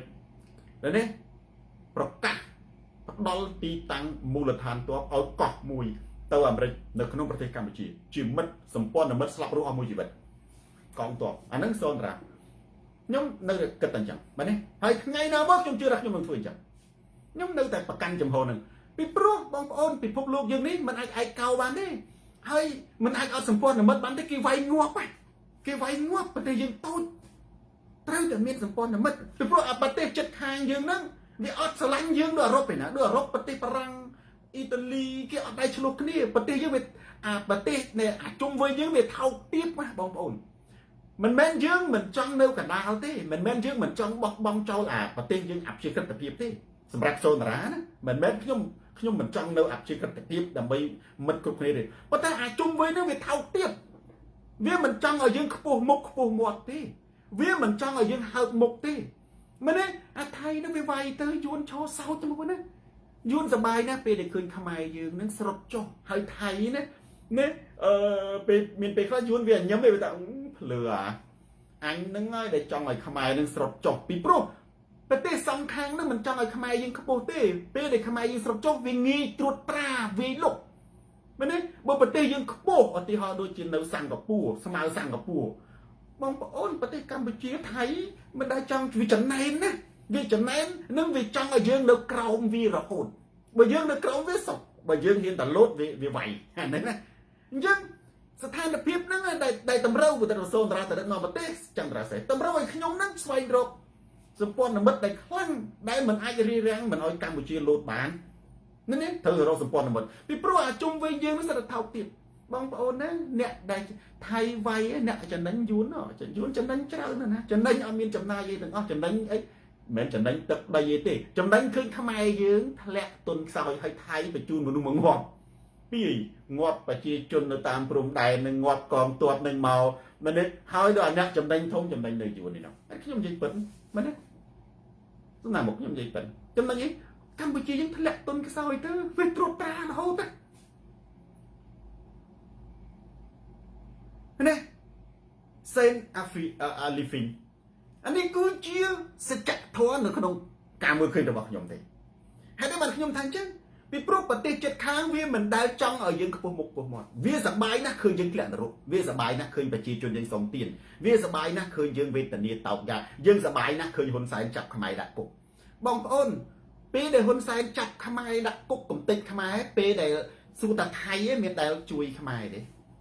ថៃជួយកំទេចថែមតើពេលកាលហ៊ុនសែនអត់ទាន់មានសង្គ្រាមជាមួយថៃបងប្អូនណាប្រទេសជិតខាងហ្នឹងណាវាសបាយឃើញយើងប្រខំគ្នាកាលពីខ្មែរក្រហមណែឆ្លោះមិនជាតបព្រៃសម្បត្តិ element វាយគ្នាហែកហួរគ្នាជាមួយខ្មែរនិងខ្មែរថៃវាមានថាអីមិនចឹងព្រោះខ្មែរខំគ្នាហូរឈាមវាទះដៃវាសបាយប្រទេសជិតខាងនេះវាសបាយណាស់ឃើញខ្មែរយើងនឹងប្រខំគ្នាហើយបើខ្មែរយើងដឹងប្រខំគ្នាមិនទេចាប់ចងកំទេចងើបមួយវាយមួយងើបពីរវាយពីរអានឹងគឺប្រទេសយើងដើរស្របទៅតាមទស្សនវិស័យឆន្ទៈនៃប្រទេសជិតខាងទៅវិញទេប្រិយមិត្ត share វីដេអូនេះទៅកាន់ប្រិយមិត្តដទៃទៀតទូរទស្សន៍សូនតារាស្រាត់ខោជន់ផ្ដាច់ការផ្លាស់ប្ដូរផ្នត់កំណត់ចឹងហើយបានជាបទវិភាគទេណាសម្បត្តិ match ខ្ញុំមិនដឹងថាខ្ញុំចិនអត់ទូរស័ព្ទប្រាប់ខ្ញុំទេប៉ុន្តែតាមខ្ញុំមើលឃើញថាចោះឆ្ងល់ហេតុអីបានជាថៃអត់វាយតំបន់ចិនព្រំដែនសិនតំបន់ចិនណាបងប្អូនថៃវាយនៅតំបន់នេះយងផាត់ឯនឹងកុកអានតាអានឹងតំបន់ខ្មែរមែនទេមិនបានអត់វាយតំបន់ចិនអានឹងវាតតែសន្យាជាមួយចិនហើយហេតុអីបានជាចិនបានស្ដេចថៃមកពីចិនវិញលុបចេញចោលកិច្ចព្រមព្រៀងសន្តិភាពនិងកិច្ចព្រមព្រៀងជុំបាញ់ឲ្យវាយលុកធ្វើសង្គ្រាមវាយលុកប្រទេសកម្ពុជាដោយពួកយោធាអានឹងមកពីចិនអត់បានហាមមកពីចិនហ្នឹងអត់ចិនអើបើចិនគ្រាន់តែនិយាយថាឲ្យប្រទេសទាំងពីរនឹងស្របស្រួលគ្នាដើម្បីឲ្យតំបន់អាស៊ាននឹងមានសន្តិភាពណាបញ្ញាពេជ្រខ្ញុំជឿថាថៃមិនហ៊ានទេដូច្នេះហើយបើសិនជាចិនចង់ដឹងចំហខ្ញុំមិនដឹងទេមែនទេចំហមាន3នឹងងាកទៅចិននៅកណ្ដាលឬក៏នេះទៅអាមេរិកខ្ញុំជឿថាបើហ៊ុនម៉ាណែតគឺគាត់នៅកណ្ដាលអាណាជួយគឺយកទាំងអស់តាមខ្ញុំគិតទេណាប៉ុន្តែបើសូនតារាខ្ញុំក៏ចង់ធ្វើអញ្ចឹងដែរប៉ុន្តែក្នុងស្ថានភាពគ្រោះថ្នាក់ខ្ញុំប្រកាសនៅជាមួយអាមេរិកហើយខ្ញុំផ្ដល់មូលដ្ឋានទ័ពណែយោធាឲ្យអាមេរិកនៅសមុទ្រណាមួយជីវិតមួយជីវិតដូចជប៉ុនអាមេរិកទម្លាក់ក្របបែកពីក្របខ្ទេចប្រទេសអស់អាលីងនៅតែសម្ព័ន្ធមិត្តចាក់ទឹកមិនលិចរឿងអីប្រទេសកម្ពុជាអាមេរិកទម្លាក់ក្របបែកដេញពួកយាកុងណាទៅយកអានឹងមកនិយាយមិនអាចធ្វើជាសម្ព័ន្ធមិត្តរបស់អាមេរិកអស់មួយជីវិតខ្ញុំសូនរាបើទៅដឹកនាំប្រទេសផ្ដល់មូលដ្ឋានទ័ពឲ្យអាមេរិកជាសម្ព័ន្ធមិត្តយោធាអស់មួយជីវិតអត់មានកែប្រែប្រិយមិត្ត share វីដេអូនេះទៅកាន់ប្រិយមិត្តដទៃទៀតទូរទស្សន៍សូនតារាបុរៈស្រាច់ខោជន់ផ្ដាច់ការផ្លាស់ប្ដូរផ្នត់គំនិតប្រធានបទទី2ខ្លីប្រធានបទទី2នេះអមេបាទដើម្បីប្រកាសឲ្យបងប្អូនយល់អំពីច្បាប់អន្តរជាតិខ្លះច្បាប់អន្តរជាតិយោងតាមឈៀងអ៊ីលីអនុសញ្ញាហ្សឺណែវរបស់អង្គការសហប្រជាជាតិឆ្នាំ1949និងឆ្នាំចុះនៅឆ្នាំ1977បានហាមលេងពេញសូលការវាយប្រហារលើជនស៊ីវិលដែលមិនមែនជាគោលដៅយោធាអានិសាលូណាខ្ញុំនិយាយពីសាវតាបន្តិចតើអនុសញ្ញានេះមានន័យយ៉ាងដូចម្ដេចបានជានាំឲ្យមានអនុសញ្ញាហ្នឹងអនុសញ្ញានេះគឺក្រោយសង្គ្រាមលោកលើកទី2ក្រោយសង្គ្រាមលោកលើកទី2ការបណ្ដាលឲ្យមានមនុស្សជាង50លានអ្នកស្លាប់តែនៅក្នុងតំបន់អឺរ៉ុបទេពេលនោះសិតតែជនស៊ីវិលដោយសារតែការវាយប្រហារមិនរើសទីតាំងក្រោយមកទៀតខ្ញុំនិយាយសាវតាដើម្បីបងប្អូនដឹងថាដើម្បីបងប្អូនតោទោសថៃណែឲ្យមានចំណុចនឹងនិយាយក្រោយមកទៀតអង្គការសហប្រជាជាតិ ក៏បានបង្កើតរួមគ្នាទាំងអស់ទាំងថៃក៏ជាម្ចាស់ហត្ថលេខីពិភពលោកភាគច្រើនបានរួមគ្នាឯកភាពចុះហត្ថលេខាកាលណាឯកភាពចុះហត្ថលេខាត្រូវអនុវត្តបើមិនអនុវត្តត្រូវមានទោសខ្ញុំនិយាយពីទោសបើអនុវត្តត្រូវមានទោសចុះហត្ថលេខាអំពីអនុសញ្ញាហ្សឺណែវអង្គការសហប្រជាជាតិស្ដីពីសង្គ្រាមច្បាប់អន្តរជាតិហាមវាយប្រហារលើជនស៊ីវិលដែលមិនមែនជាគោលដៅយោធាសម្រាប់ប្រទេសណាដែលវាយប្រហារលើជនស៊ីវិលដែលមិនមែនជាគោលដៅយោធាបញ្ញាពេជ្រប្រទេសនោះនឹងជាប់ចោទពីបទឧក្រិដ្ឋកម្មសង្គ្រាមប្រល័យពូជសាសន៍ណា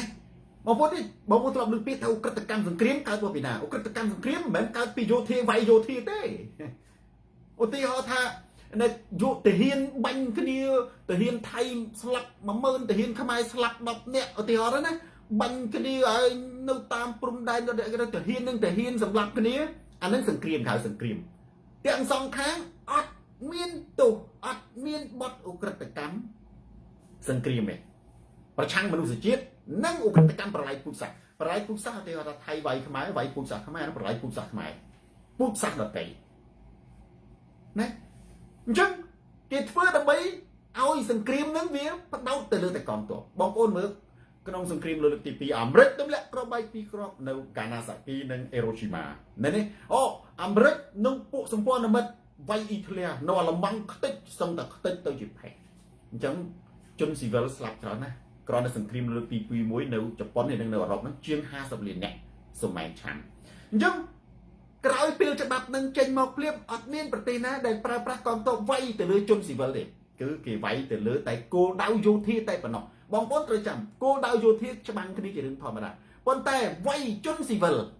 គឺខុសច្បាប់អន្តរជាតិឧក្រិដ្ឋកម្មសង្គ្រាមអញ្ចឹងហើយបានជាខ្ញុំឃើញមែនទេក្រសួងការពារជាតិរដ្ឋាភិបាលកម្ពុជាចងក្រងឯកសារប្តឹងទៅតុលាការអន្តរជាតិ ICC គឺដោយសាររឿងហ្នឹងដោយសារតែថៃឧក្រិដ្ឋកម្មសង្គ្រាមប្រល័យពូជសាសន៍វាយជនស៊ីវិលមិនរើសគោលដៅហើយមានភស្តុតាងទាំងអស់មានភស្តុតាងទាំងអស់ចុះសង្គ្រាមអាចប៉ះពាល់ដល់ជនស៊ីវិលទេម៉ាឡែងសង្គ្រាមដាច់ខាតទៅតែប៉ះជនស៊ីវិលអញ្ចឹងហើយបានជាគេមិនឲ្យមានសង្គ្រាមប៉ុន្តែការប៉ះជនស៊ីវិលនោះប៉ះដោយសារតែចៃដន្យឬក៏ប៉ះដោយសារតែគោលដៅមែនទេឧទាហរណ៍ថាចុះគ្រាប់របស់ខ្មែរអាចទៅប៉ះជនស៊ីវិលថៃទេអាចប៉ុន្តែមិនមែនគ្រាប់គោលដៅទេគឺគ្រាប់ចៃដន្យគ្រាប់ចៃដន្យមានន័យថាសង្គ្រាមវាបាចទៅអាអ្នកនៅអាតំបន់ជុំវិញហ្នឹងវាទទួលរងហើយប៉ុន្តែថៃបើកយន្តហោះ16អា F16 F16 ទម្លាក់មកលើស្ពានទម្លាក់មកលើផ្ទះទម្លាក់មកលើអាគារសំណង់ស៊ីវិលដូចស្ថាគារកាស៊ីណូចឹងដែរស្ពានផ្លូវសំណង់ស៊ីវិលគឺចំឧទាហរណ៍ថៃថាអូនៅកាស៊ីណូនៅថ្មដាឬក៏នៅអានសេះគឺជាកន្លែងលាក់ស្បៀងលាក់អាវុធរបស់យោធាជាមួយលដ្ឋានយោធាហើយចុះស្ពានជោគជ័យតើអាណាទៅលាក់អាវុធនៅលើស្ពានជោគជ័យហ៎អាវុធអាណាទៅយកអាវុធទៅដាក់លើស្ពានអាហ្នឹងហើយគឺជាភស្តុតាងណាបងប្អូនណាអាយន្តហោះថៃទាំងអស់សិតតែប្រមូលភស្តុតាងបើយើងទុកជាប់ចងក្រងឯកសារហ្នឹងខ្ញុំជឿថាបើមានអាមេរិកជាសម្ព័ន្ធមិត្តផងថៃកិច្ចមិនផុតអនុទិនកិច្ចមិនផុតពី ICJ ទេព្រោះក្នុងតំណែងរបស់គាត់លាលែងក៏ដោយនៅក្នុងតំណែងរបស់គាត់អនុទិនកិច្ចមិនផុតពី ICJ ទេពីព្រោះជាក់ស្ដែងបងប្អូនវាថាអូវាយកាស៊ីណូអូទម្លាក់គ្រាប់បែកទៅលើផ្ទះពលរដ្ឋវាមិនមែនទម្លាក់លើគោលដៅយោធាណាវាថាអាកន្លែងកាស៊ីណូហ្នឹងអូអាកន្លែងសន្តាគារហ្នឹងវាជាមូលដ្ឋានទ័ពណាឬក៏ជាកន្លែងលាក់អាវុធដើម្បីវាយប្រហារកងទ័ពថៃហើយយកអាស្ពាននេះណាហើយយកអន្តិតឯងទម្លាក់លើស្ពាននេះអាស្ពានហ្នឹងវាមានមូលដ្ឋានស្អីវាអាណាយកទៅមានអាណាយកគ្រាប់ទៅដាក់លើស្ពានមានកន្លែងលាក់ឯណាខ្ពស់ហើយជាឡូហ្នឹង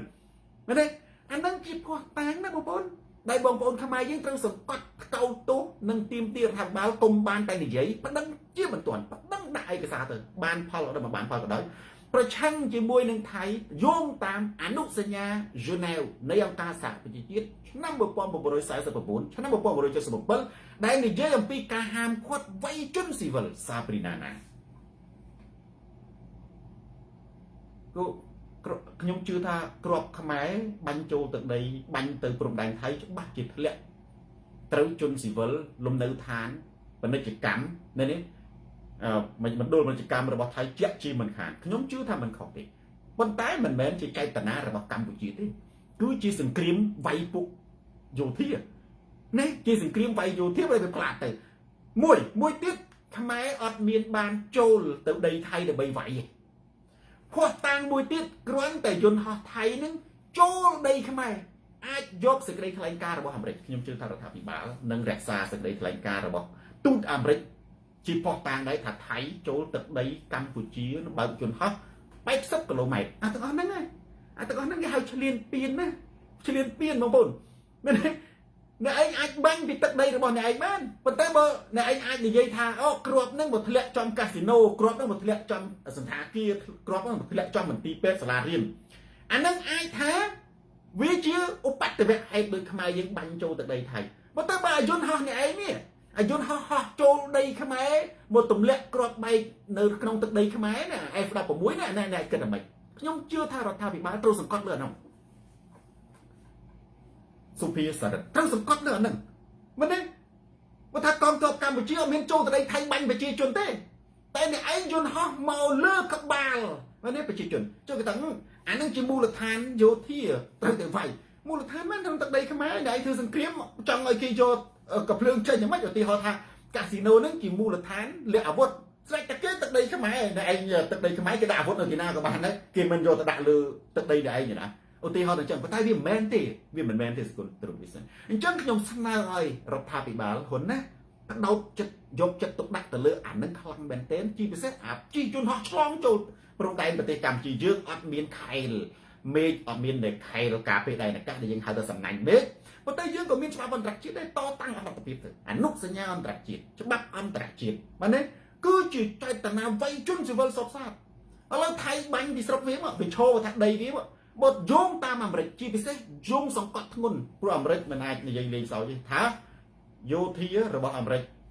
ដល់យោធារបស់ថៃនឹងបានបើកយន្តហោះចូលទៅដីខ្មែរ80គីឡូម៉ែត្រផងមុនហេតុអានឹងស្អីណាអានឹងស្អីចូល80គីឡូម៉ែត្រអូស្ពានជោគជ័យស្ពានមេទឹក7-8គីឡូម៉ែត្រពីព្រំដែនថៃអានឹងស្អីមិនឯងឆ្លងចូលដែនអធិបតេយ្យភាពគឺជាការឈ្លានពានមិនមែនជាការការពារទេខ្មែរទៅការពារពីព្រោះខ្មែរអត់មានបានឆ្លងចូលដីណែឯងនេះហ៊ុនម៉ាណែតលើកអានឹងទៅនិយាយទៅនៅក្នុងកិច្ចប្រជុំដែលរៀបចំសម្របសម្រួលឡើងដោយនៅអានវ៉ាអ៊ីប្រាហ៊ីមអានឹងជាផុសតាខ្មែរអត់មានបានមានយន្តហោះខ្មែរគ្រាប់ច្បាស់ហើយថាខ្មែរគ្រាប់ធ្លាក់មែនយើងមើលអត់ឃើញមើលអ្នកឯងបាញ់ទៅបាញ់មកអានឹងវាធ្លាក់ប៉ុន្តែអ្នកឯងហោះឆ្លងដែនអាកាសចូលទឹកដីកម្ពុជានេះមកទម្លាក់គ្រាប់បែកចូលមន្ទីរពេទ្យមកទម្លាក់លើសំណង់ស៊ីវិលនៅសន្តាគារអូតែលនៅកាស៊ីណូដែលឯងថាទៅមកទម្លាក់លើស្ពាន7-8គីឡូម៉ែត្រ80គីឡូម៉ែត្រប្រយោងតាមអាមេរិកអានឹងជាអក្រិតកម្មសង្គ្រាមវាបញ្ជាក់អំពីការឈ្លានពានមិនមែនការការពារទេថៃតែងតែអះអាងថាខ្លួនការពារប៉ុន្តែសកម្មភាពរបស់ខ្លួនហោះចូលមកទឹកដីកម្ពុជាតើដែលការពារឥឡូវឲ្យអាស៊ានអាមេរិកចាក់ផ្កាយរណបតើមានយន្តហោះខ្មែរតើមានទាហានខ្មែរណាដែលឈានចូលទឹកដីថៃមួយជំហាននេះដើម្បីវាយប្រជាជនថៃយើងទទួលស្គាល់ថាក្របហោះយើងមើលមិនឃើញអញ្ចឹងហើយបានជាសង្គ្រាមគេត្រូវជំនះប្រជាជនថៃត្រូវតែមានសំណងមែនទេអំពីការខូចខាតហើយអនុទិនណាបើពិភពលោកមានយុត្តិធម៌នៅថ្ងៃមួយខ្ញុំជឿលើយុត្តិធម៌ត្រូវតែមានទោសនៅតុលាការ ICC ត្រូវតែមានទោសនៅតុលាការ ICC អញ្ចឹងចំណុចដែលបង្ហោះយន្តហោះចូលដីខ្មែរអត់មានការពារអីទេ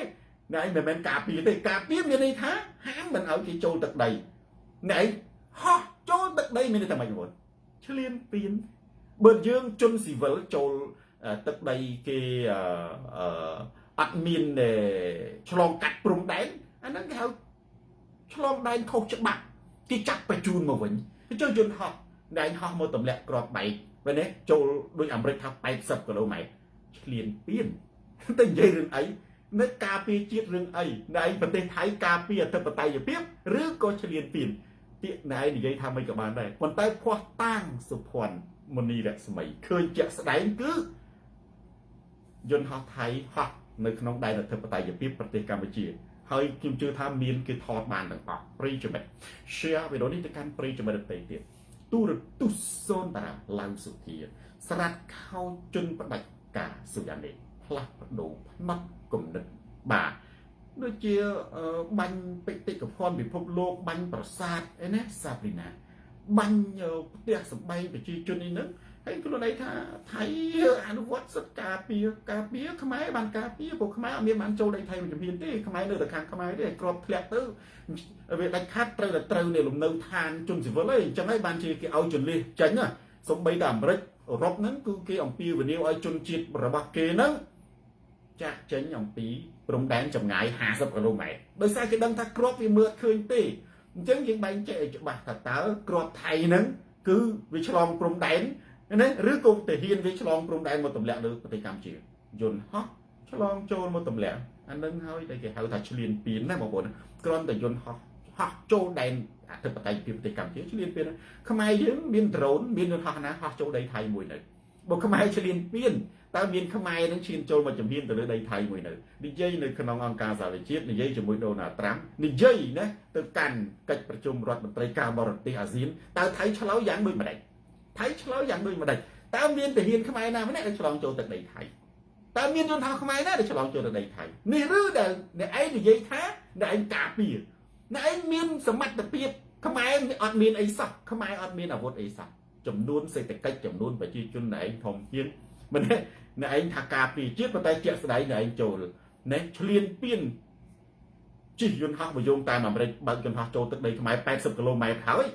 អានឹងគេរឿងអីបានជាហៅថានៃការពារអធិបតេយ្យភាពប្រទេសថៃអានឹងបានជាខ្ញុំគិតថាវាជាចំណុចមួយដែលកម្ពុជាគួរតែជញ្ជ្រុំទៅលើចំណុចសកម្មភាពរបស់ប្រទេសថៃហើយខ្ញុំជឿថាអានេះគឺជាចំណុចមួយបងណាចំណុចមួយគឺចំណុចត្រង់ថាត្រឹមកម្រិតការទូទេប៉ុន្តែយើងនិយាយយ៉ាងណាក៏ដោយក៏ថៃអត់ស្ដាប់ដែរដរាបណាយើងមិនខ្លាំងយើងទប់ទល់មិនបានប្រិយចំណុច share វីដេអូនេះទៅកាន់ប្រិយចំណុចដទៃទៀតទូរទស្សន៍សូនតារាពេជ្រមាសស្រាត់ខោជន់ផ្ដាច់ការសកុន្ទរីផ្លាស់ប្ដូរផ្នែកគំនិតយើងចូលទៅដល់របៀបរយៈចុងក្រោយណាសំណួរចម្លើយនិងបញ្ហាផ្សេងឥឡូវសំណួរចម្លើយបញ្ហាផ្សេងខ្ញុំរំលឹកបន្តិចពូជាស្ដាគេចរចាជាមួយមនុស្ស3ប្រភេទនិងមិនចរចាជាមួយមនុស្ស3ប្រភេទចរចានោះដូចគេនិយាយគេមិនចរចាជាមួយមនុស្សដែលគេសម្លាប់បានគេមិនចរចាជាមួយមនុស្សដែលខ្សោយជាងខ្លួនគេមិនចរចាជាមួយអ្នកសារភាពចូលចុកចាញ់ច្បាស់គេចរចាជាមួយមនុស្ស3ប្រភេទទី1មនុស្សដែលខ្លាំងជាងខ្លួនទី2មនុស្សដែលស្មើអាហ្នឹងស្មើអត់មានណាឈ្នះណាហ្នឹងចរចាទី3គេចរចាជាមួយមនុស្សដែលខ្សោយតែសម្លាប់មិនបានឧទាហរណ៍ដូចអាមេរិកធ្វើសង្គ្រាមជាមួយវៀតណាមវាច្បាស់ហើយអាមេរិកត្រូវតែខ្លាំងជាងប៉ុន្តែសម្លាប់វៀតណាមអត់បានដាច់ខាតចុងក្រោយត្រូវតែចរចាដកទាត់មែនទេអញ្ចឹងខ្មែរយើងខ្ញុំនិយាយនេះដើម្បីជាទស្សនៈគំនិតមួយថាដើម្បីមានសន្តិភាពមានបទឈប់បាញ់ដើម្បីស្ដាយឲ្យថៃស្ដាប់ណាគឺត្រូវតែធ្វើអា2យើងខ្លាំងជាងថៃយើងនិយាយការពិតទៅគឺអត់ដែរយើងអត់ខ្លាំងជាងថៃទេប៉ុន្តែយើងដើរតួធ្វើស្មើយើងធ្វើមិនណាចាន់នេះឲ្យវាស្មើនឹងបើខ្សោយជាងថៃសម្លាប់មិនបានថៃរុលចូលអត់បានថៃវាយទៅមួយមុខមិនរួចសពាវុធយើងវាអត់ដល់វាមែនប៉ុន្តែវាយកឈ្នះអត់បានមានតែ2នឹងទេបើថាយើងអត់មានអា2ហ្នឹងណាយើងអត់ស្មើយើងអត់ធ្វើឲ្យកម្រិតយើងត្រូវជាស្មើហើយយើងធ្វើឲ្យវាសម្លាប់បានធ្វើឲ្យវាវាយបានគឺថៃណានឹងមិនចរចាជាដាច់ខាតនឹងគ្មានកិច្ចព្រមព្រៀងសន្តិភាពទេខ្ញុំនិយាយរំលឹកឡើងវិញដើម្បីបងប្អូនយើងយល់ដែរកិច្ចព្រមព្រៀងសន្តិភាពដរាបណាតែខ្មែរស្មើចាវជាមួយថៃស្មើគ្នាអញ្ចឹងនឹងដរាបណាថៃមិនអាចឈានជើងមកជំហានចូលទឹកដីកម្ពុជាបានបាទ Boni Bona Aggressor Thailand បាទធីតាជួនមិនយល់តាត្រាំបាទចង់បញ្ចប់សង្គ្រាមខ្ញុំបដិសេធវែងពេកចាប់ដើមព្រិលចៅសៀមឆ្លៀនពៀននឹងខ្មែរតែហេតុអីបានជាឲ្យបាទនឹងយើងកំពុងតែចោទសួរពិចារណាអញ្ចឹងហើយបានជាយើងអត់ដឹងច្បាស់បងប្អូនបានជាជំនួសឲ្យការចោទសួរជាចំណុចល្អហើយបាទធីតាគឺយើងចាប់ផ្ដើមអំពីការចោទសួរអំពីឆ្ងល់និងចូលទៅរកដំណោះស្រាយអញ្ចឹងហើយបានជាចុះសូនតារាដំណោះស្រាយខ្ញុំនិយាយតាំងពីសំប្រធានបទ2ថ្ងៃមុនណា Windrush គឺគ្រប់គ្រងសកម្មភាពរបស់មូនពេជ្រគាត់ធ្វើត្រូវប៉ុណ្ណាគាត់ឆ្ងល់លេខធីតាជួនអញ្ចឹងគាត់ថាចុះហេតុអីបានជាអាមេរិកហ្នឹងអនុញ្ញាតឲ្យថៃហ្នឹងប្រើ F16 វាលុកប្រទេសកម្ពុជាអាហ្នឹងណាអញ្ចឹងយើងត្រូវចោទទៅវិញថាយើងត្រូវស្វែងរកដំណោះស្រាយដោយមូនពេជ្រគាត់ធ្វើនឹងទោះបានផលក៏ដោយមិនបានផលក៏ដោយយ៉ាងហោចណាស់ក៏លឺដល់តិចរបស់រដ្ឋសភាឬក៏ប្រធានាធិបតីដូណាល់ត្រាំដែរវាប្រសើរជាងយើងអត់ធ្វើអីសោះអញ្ចឹងខ្ញុំក៏អន្តរឲ្យបងប្អូនយើងចូលរួមជាមួយមូនពេជ្រហើយយើងបន្តចោទសំណួរនិងដាក់បន្ទុកទៅអាមេរិកធម្មតារបស់ដែលគេទិញហើយដូចឡានតូយតាឡានជប៉ុនហ្នឹងមែនទេយើងខ្មែរទិញឡានជប៉ុនមែនប៉ុន្តែ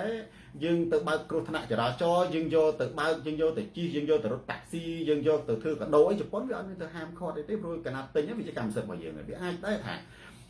អាវុធហ្នឹងវាជារបស់អាមេរិកមែនប៉ុន្តែនៅពេលដែលថៃទិញហើយអាហ្នឹងលេងរបស់អាមេរិកហើយវាទៅជារបស់ថៃណាប៉ុន្តែគាត់ថាអាមេរិកលក់បន្តឲ្យទៀតឬក៏អាមេរិកពេលថៃអស់គ្រាប់អាមេរិកផ្គត់ផ្គង់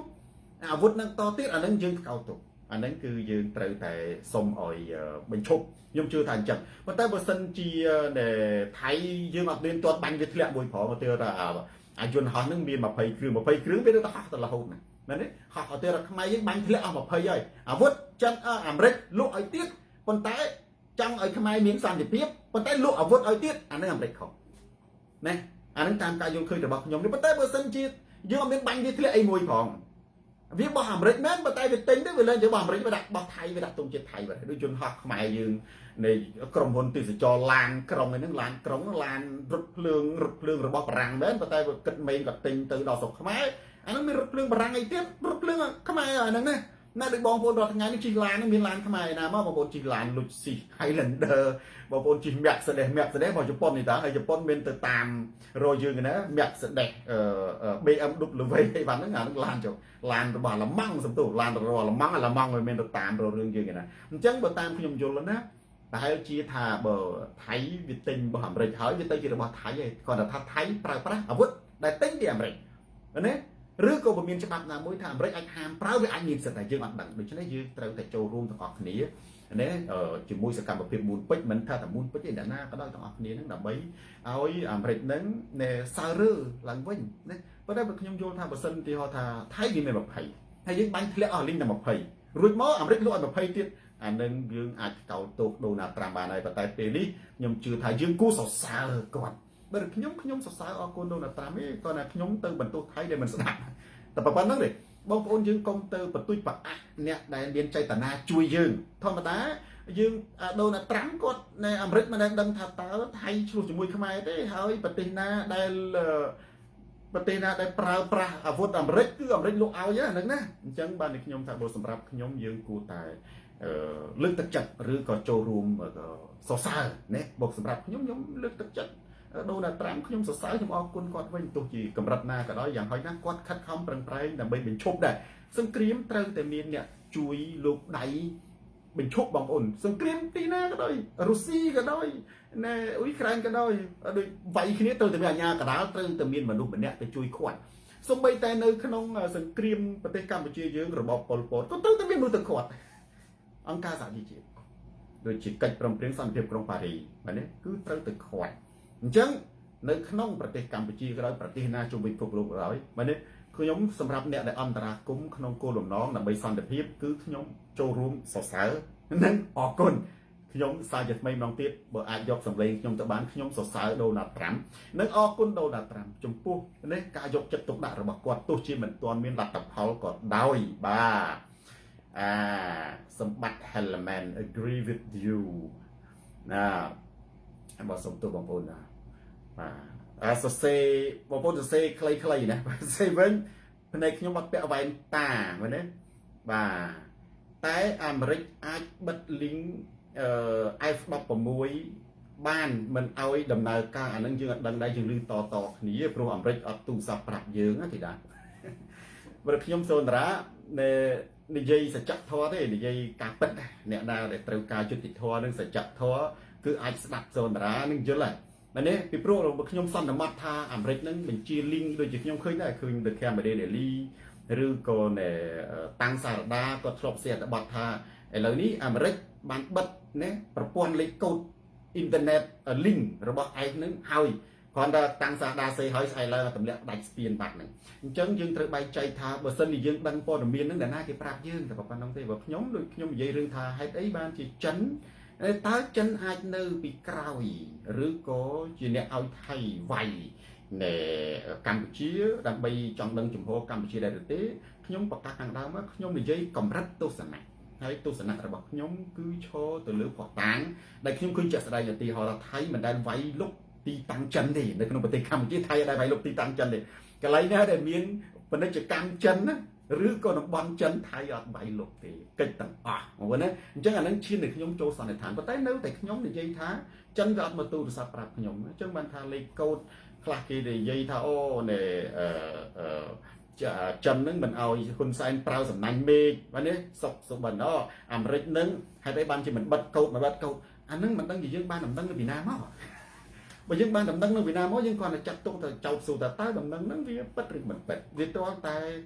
ចុះតែចេញពីមាត់ដូណាល់ត្រាំយើងអត់យល់បានតើដូណាល់ត្រាំគាត់និយាយថាអូអាវុធទាំងអស់នៅលើពិភពលោកហ្នឹងណាបើខ្ញុំមិនបើអាមេរិកបិទកូដប្រើមិនបានទេអានោះយើងមិនដែលឮដូណាល់ត្រាំនិយាយយើងមិនដែលឮមេបញ្ជាការយោធារបស់អាមេរិកនិយាយយើងមិនដែលឮរដ្ឋមន្ត្រីសង្គ្រាមឬក៏រដ្ឋមន្ត្រីនៃការពារជាតិរបស់អាមេរិកនិយាយបើយើងមិនដែលឮទេវាចុះត្រឹមតែជាកម្រិតទស្សនៈបើណែកម្រិតទស្សនៈវាអាចត្រូវអាចខុសអញ្ចឹងអ្នកដែលយល់ថាហេតុអីបានជាដូណាល់ត្រាំនឹងមិនបើកឬក៏មិនបិទលេខកូដអាចត្រូវអាចខុសមិនចឹងខ្ញុំអត់ដឹងព្រោះដូណាល់ត្រាំក៏អត់ប្រាប់ខ្ញុំហើយប្រសិនសូនរ៉ាននិយាយបើខ្ញុំនិយាយតើខ្ញុំមានហេតុផលឧទាហរណ៍ខ្ញុំនិយាយថាតើចិនអាចជួយថៃឲ្យថៃវាយទេបើខ្ញុំវិភាគនេះណាបើខ្ញុំថាអាចពីព្រោះអីពីព្រោះខ្ញុំឃើញថាថៃមិនដែលវាយទីតាំងចិននៅតាមព្រំដែនវាយតែទីតាំងខ្មែរអញ្ចឹងខ្ញុំអាចសន្មតថាអូអានឹងថៃវាវាយវាចេះណាស់តំបន់ណាដែលមានពាណិជ្ជកម្មចិនណាកាស៊ីណូពាណិជ្ជកម្មចិនគឺថៃមិនហ៊ានប៉ះឡើយបងប្អូនអានេះខ្ញុំស្មានលើហ្នឹងតែសួរថាចុះការសម្មាងរបស់លោកគ្រូត្រូវទេខ្ញុំនៅតែនិយាយថានៅក្នុងកម្រិតទស្សនៈទេបាទសំណាងមុខបាទ chain behind it សែនយុទ្ធជរីបានពី MMO អញ្ចឹងបានថាបងប្អូនពេលដែលយើងឮបងប្អូនស្ដាប់សូនតារារំពឹងតែពីរទេជានិមិត្តរូបយុត្តិធម៌និងសច្ចធម៌ណាបើមិនយុត្តិធម៌បើមិនសច្ចធម៌ខ្ញុំអត់និយាយហើយបើខ្ញុំនិយាយខ្ញុំថាតែអានេះជាការពិតឬកម្រិតទស្សនៈបើខ្ញុំថាកម្រិតទស្សនៈមានន័យថាជាការយល់ឃើញរបស់ខ្ញុំដោយសំអាងលើហេតុអីមួយពីព្រោះបងប្អូនឥឡូវយើងឮតែថាតគ្នាអញ្ចឹងតែវាមិនដឹងថាតើយើងអ្នកណាគេប្រាប់យើងសូម្បីតែ Camera Daily តាំងសារដាហ្នឹងនិយាយចឹងហើយថាឥឡូវដូណាល់ត្រាំខឹងហើយអញ្ចឹងត្រូវបិទលេខកូដគ្រាន់តែថាហើយស្អែកឡើងដាច់ស្ពានបាត់ហ្នឹងអាហ្នឹងអញ្ចឹងបានយើងត្រូវកម្រិតថាតើអ្នកណាគេប្រាប់យើងបាទរស់ពៅខ្ញុំជឿថា F មិនមានលេខកូដទេអាហ្នឹងក៏បានដែរបាទយើងសិនយើងអត់ដឹងខ្ញុំជឿថាឬខ្ញុំយល់ថាប៉ុន្តែកុំយកការយល់ឃើញរបស់យើងថាវាជាការពិតបាទប៉ាវិទូគេមានចងក្រងជាឯកសារការប្រើអាហ្នឹងគឺត្រូវហើយតើយើងបានពីណាមកខ្ញុំសួរទៀតគេមានចងក្រងជាឯកសារប្រើតើយើងបានពីណាមកបាទហើយបើទោះជាបានដូចខ្ញុំថាអញ្ចឹងធម្មតាបើសិនជាប្រទេសនីមួយទិញអាវុធរបស់អាមេរិកហើយបើសិនជាអាមេរិកបិទលើកលែងតែអ្នកនឹងប្រើប្រាស់អាវុធអាមេរិកដើម្បីប្រឆាំងនឹងអាមេរិកដូចខ្ញុំថាអញ្ចឹងបាទព្រោះប្រទេសកម្ពុជាមិនមែនរដ្ឋរបស់អាមេរិកទេណាយ៉ាងហោចណាស់បានដូណាល់ត្រាំគាត់ធ្វើប៉ុណ្ណឹងយើងអរគុណគាត់ហើយសម្រាប់ខ្ញុំអរគុណហើយពីព្រោះប្រទេសកម្ពុជាមិនមែនជារដ្ឋរបស់អាមេរិកទេណាជាប្រទេសឯករាជ្យហើយថៃទិញអាវុធអាមេរិកវាមានបានសារអាមេរិកយូរហើយហ្នឹងយើងគិតពីអតិថិជនវិញយើងគិតអំពីបើសិនជាយើងដាក់ខ្លួនជាអាមេរិកវិញដាក់ខ្លួនជាអាមេរិកវិញយើងខ្មែរយើងថាថៃអាក្រក់ប៉ុន្តែពួកអឺរ៉ុបពួកអាមេរិកវាថាថៃអាក្រក់ទេឬថាខ្មែរយើងស្អប់យួនឲ្យឃើញយួនអាក្រក់ប៉ុន្តែយើងរំពឹងថាយើងនៅក្រៅប្រទេសគេថាយួនអាក្រក់ដែរអត់ទេគេអត់គិតដូចយើងទេគេអត់គិតដូចយើងទេណាអញ្ចឹងបានជាយើងត្រូវតែ យល់វិញយល់ថាទីហោថាបើសិនជាមានឯកសារអាមេរិកអាចបិទអាមេរិកខ្ញុំជឿថាជួនកាលអាចបិទបានធម្មតាគេផលិតគេអាចអានេះខ្ញុំជឿទេគេផលិតគេអាចបិទបានហើយមែនទេសួងជាតិប៉ុន្តែយើងសួរថាអាមេរិកបិទអីបើថៃអត់ធ្វើសកម្មភាពអមិត្តជាមួយអាមេរិកហ្នឹងប៉ុន្តែបើសិនជាថៃហ្នឹងក៏ធ្វើសកម្មភាពអមិត្តជាមួយអាមេរិកទៅចងសម្ព័ន្ធចេញមុខប្រទេសជាមួយកូរ៉េខាងជើងប្រឆាំងនឹងអាមេរិកមាននុយក្លេអ៊ែរប្រឆាំងជាមួយអាមេរិកអាហ្នឹងមានន័យថាយន្តហោះអាចអាមេរិកបិទមែនប៉ុន្តែបើអត់មានធ្វើសកម្មភាពប្រឆាំងជាមួយអាមេរិកផងប្រឆាំងជាមួយខ្មែរហើយខ្មែរមិនមែនរដ្ឋអាមេរិកទេណារឿងអាមេរិកត្រូវទៅការពារដោយរដ្ឋរបស់អាមេរិកខ្មែរមានរដ្ឋាភិបាលមានអធិបតេយ្យភាពមានរដ្ឋសភាមានព្រឹទ្ធសភាមានកងទ័ពមានប្រជាជនប្រទេសឯករាជ្យទៅមិនមែនជារដ្ឋមិនឯករាជ្យរបស់អាមេរិកដូចកាលីហ្វ័រញ៉ាដូចអាឡាស្កាដូចបារាំងមានរដ្ឋក្រៅប្រទេសឯណាមិនមែនជារដ្ឋរបស់អាមេរិកដូច្នេះគេជួយយើងគ្រាន់តែប៉ុណ្្នឹងបើសម្រាប់សូនតារាខ្ញុំអរគុណផ្ញើការអរគុណនិងកោតសរសើរដូណាត្រាំពីពាក្យសម្ដីសូនតារាផងតែប៉ុណ្្នឹងទេបាទកម្ពុជា AMT Zinra ចង់ឲ្យចប់សង្គ្រាមលោកគ្រូបាទអាចដែរបាទអាចដែរឥឡូវយើងមើលតទៀតមកនេះយើងកុំរំពឹងថាអាមេរិកនឹងគឺជាឪពុកម្ដាយម៉ែឪរបស់យើងគ្រាន់តែរំពឹងថាគេជួយយើងបាន 1% គឺក៏យើងយកដែរប្រសើរជាង 0% ឈរអបដៃមើលយើងមកការរំពឹងយើងវាខ្ពស់ពេកជួនកាល friendly ចាន់ការរំពឹងយើងទៅរំពឹងថាដូណាល់ត្រាំជាឪរបស់យើងណាដូណាល់ត្រាំនឹងជាប្រធានាធិបតីរបស់កម្ពុជាមកពីយើងរំពឹងអញ្ចឹងបានតែយើងចេះតែឈឺចាប់មកប៉ុន្តែបើយើងរំពឹងថាអាមេរិកណាដូណាល់ត្រាំប្រធានាធិបតីអាមេរិកអាចដូរគ្រប់ពេលអាចដូរគោលនយោបាយអាមេរិកមិនមែនជាម៉ែឪរបស់យើងកម្ពុជាមិនមែនជារដ្ឋរបស់អាមេរិកទេកម្ពុជាគឺជាប្រទេសឯករាជ្យអធិបតេយ្យភាពមានណាប្រជាណាសម្ព័ន្ធមានកៅអីនៅអង្គការសហប្រជាជាតិមួយស្មើនឹងអាមេរិកដែរដូច្នេះការអន្តរាគមរបស់គេយើងដូចអាន់វ៉ាអ៊ីប្រាហ៊ីមដូចដូណាល់ត្រាំខ្ញុំដូចគ្នាខ្ញុំសូមផ្ញើពាក្យនេះទៅអរគុណអាន់វ៉ាអ៊ីប្រាហ៊ីមណានិងអរគុណលោកប្រធានាធិបតីដូណាល់ត្រាំខ្ញុំសូមកោតសរសើរលោកប្រធានាធិបតីដូណាល់ត្រាំនិងអាន់វ៉ាអ៊ីប្រាហ៊ីមហើយខ្ញុំសូមគោរពនៅកិច្ចខិតខំប្រឹងប្រែងរបស់លោកទាំងពីរតែប៉ុណ្ណឹងខ្ញុំអត់មានអីទេបាទអត់ខ្ញុំអត់មានតែឈឺចាប់អីទេព្រោះទោះជាអាមេរិកអាន់វ៉ាអ៊ីប្រាហ៊ីមឬក៏ដូណាល់ត្រាំគាត់ជួយមិនបាន 100% ក៏ខ្ញុំអរគុណនៅសន្តានចិត្តជួយដែរនៅនេះពីព្រោះអាន់វ៉ាអ៊ីប្រាហ៊ីមនិងដូណាល់ត្រាំមិនមែនម៉ែឪរបស់ខ្មែរហើយខ្មែរមិនមែនជាខេត្តរបស់ម៉ាឡេស៊ីមិនមែនជារដ្ឋរបស់អាមេរិកឡើយគេបានយកចិត្តទុកដាក់យើងប៉ុណ្ណឹងយើងសម្ដែងសេចក្តីអរគុណគេទៅណាសៀងលីងបាទសង្គ្រាមរបស់អីគេសៀងលីងគាត់សរសេរឲ្យទៅណាលឿនបាទខមមិនណាសង្គ្រាមរបស់ពួកក្រុមអាម៉ាតរបស់ថៃត្រូវហើយសៀងលីងគាត់និយាយកតិបណ្ឌិតទេបាទណាពីអាម៉ាតនឹងយល់ហើយយើងមិនបាច់និយាយទេអាម៉ាតហ្នឹងគឺមិនមែនជារបស់ប្រជាជនទេគឺរបស់បរមបុរាណពីដើមមកគឺជាពួកបើយើងនិយាយទៅជាសង្គ្រាមឆន្ទៈរបស់រាជវាំងហើយយើងនិយាយខ្លីចេះណាធម្មតាប្រជាជនថៃណាដូចស្រឡាញ់សង្គ្រាមបងប្អូនប៉ុន្តែប្រជាជនថៃគឺអត់ហ៊ានទេបាទសូម្បីតែអ្នកដែលជាប់ឆ្នោតភិថាក៏ដោយភិថាជាប់ឆ្នោតបើសិនជាពួកយោធាបាទនេះឬក៏ពួកអាម៉ាតវាឲ្យកាន់អំណាចគឺអត់កាន់អំណាចឡើយបាទសម្បត្តិ Helmand បាទសម្បត្តិ Helmand វិជ្ជការហេងទេអត់មានអីច្រើនទៀតទេ Davida Kim you absolutely right លោកគ្រូបងប្អូនខ្ញុំបងប្អូនត្រូវរៀនដឹងគុណហើយបើចិនជួយដឹងគុណចិនទៀតបើចិនជួយចូលរួមចំណែកជាមួយដូណាល់ត្រាំដើម្បីបញ្ចប់ដឹងគុណទៀតបងប្អូនត្រូវចាំថាគេមិនមែនម៉ែឪយើងដូណាល់ត្រាំគាត់មានកិច្ចការច្រើនណាស់ដែលត្រូវធ្វើអរគុណទៅដែលគាត់បានចំណាយពេលតែ1នាទីមកនិយាយអំពីកម្ពុជាមកមើលកលេសភ្នែកមកឃើញយើងអរគុណគេទៅណាយើងមិនមែនជារដ្ឋរបស់អាមេរិកទេហើយយើងកុំរំពឹងថាគេជាម៉ែឪទៅឆ្កោះស្ទាលចាក់រុកគេខ្លាំងពេកចាក់រុកគេទៅអាមេរិកត្រូវទៅជួយទៅថៃអាក្រក់អត់ទៅទេជួនកាលព្រឹទ្ធសភារដ្ឋសភាអាមេរិកខ្លះក៏គេគ្រប់គ្រងថៃដែរបងប្អូនអ្នកខ្លះនៅក្នុងហ្នឹងយើងមិនដឹងថាគេមិនគ្រប់គ្រងថៃព្រោះថៃជាអតិថិជនជាអ្នកទិញអាវុធរបស់គេជាអ្នកចិញ្ចឹមសេដ្ឋកិច្ចរាប់ពាន់លាននាក់ដូចខ្មែរយើងអញ្ចឹងខ្មែរយើងទាំងអស់មិនសិតតែជាអ្នកគ្រប់គ្រងអាមេរិកតែមានអ្នកគ្រប់គ្រងចិនឧទាហរណ៍បើនៅក្នុងរដ្ឋសភាឲ្យតែមានប្រជាធិបតេយ្យពិតប្រាកដអញ្ចឹងខ្ញុំសារជាថ្មីម្ដងទៀតខ្ញុំមើលទៅដល់មានបងប្អូនយើងខមមិននេះតទៅទេសារជាថ្មីម្ដងទៀតមុននឹងបញ្ចប់ខ្ញុំសូមតារាសូមផ្ញើពាក្យនេះទៅតាមគ្រប់គ្នារលកធាតុអាកាសនិងសាររបស់បងប្អូនខ្ញុំសូមតារាសូមថ្លែងអំណរគុណនិងសូមគោរពព លោកប្រធានាធិបតីដូណាល់ត្រាំនិងអាន់វ៉ាអ៊ីប្រាហ៊ីមសម្រាប់ទឹកខិតខំប្រឹងប្រែងដើម្បីសន្តិភាពនៅក្នុងប្រទេសកម្ពុជាប្រិយមិត្តដោយសារតែពេលវេលាមានកំណត់ខ្ញុំសូមបញ្ចប់ការផ្សាយផ្ទាល់តែត្រឹមនេះចុះអរគុណប្រិយមិត្តដែលបានតាមដានទស្សនាការផ្សាយផ្ទាល់នេះសានច័ន្ទស៊ីតាំងពីដើមរហូតដល់ចប់ share វីដេអូនេះទៅកាន់ប្រិយមិត្តដទៃទៀតទូរទស្សន៍សូនតារាទៅដល់ទីណាការផ្លាស់ប្ដូរផ្នត់គំនិតទៅដល់ទីនោះស្ដាប់សូនតារាកើនបញ្ញាផ្លែស្ដាប់ហ៊ុនម៉ាណែតអត់ទឹកដល់មែនតែនស្ដាប់ហ៊ុនសែនកើតរោគចិត្តទូរទស្សន៍សូនតារាស្រាច់ខោជនផ្ដាច់ការផ្លាស់ប្ដូរផ្នត់គំនិតយើងជួបគ្នាសាជាថ្មីម្ដងទៀតនៅថ្ងៃក្រោយតាមពេលវេលានិងម៉ោងដដែលសូមអរគុណសូមជម្រាបលារាត្រីសួស្តី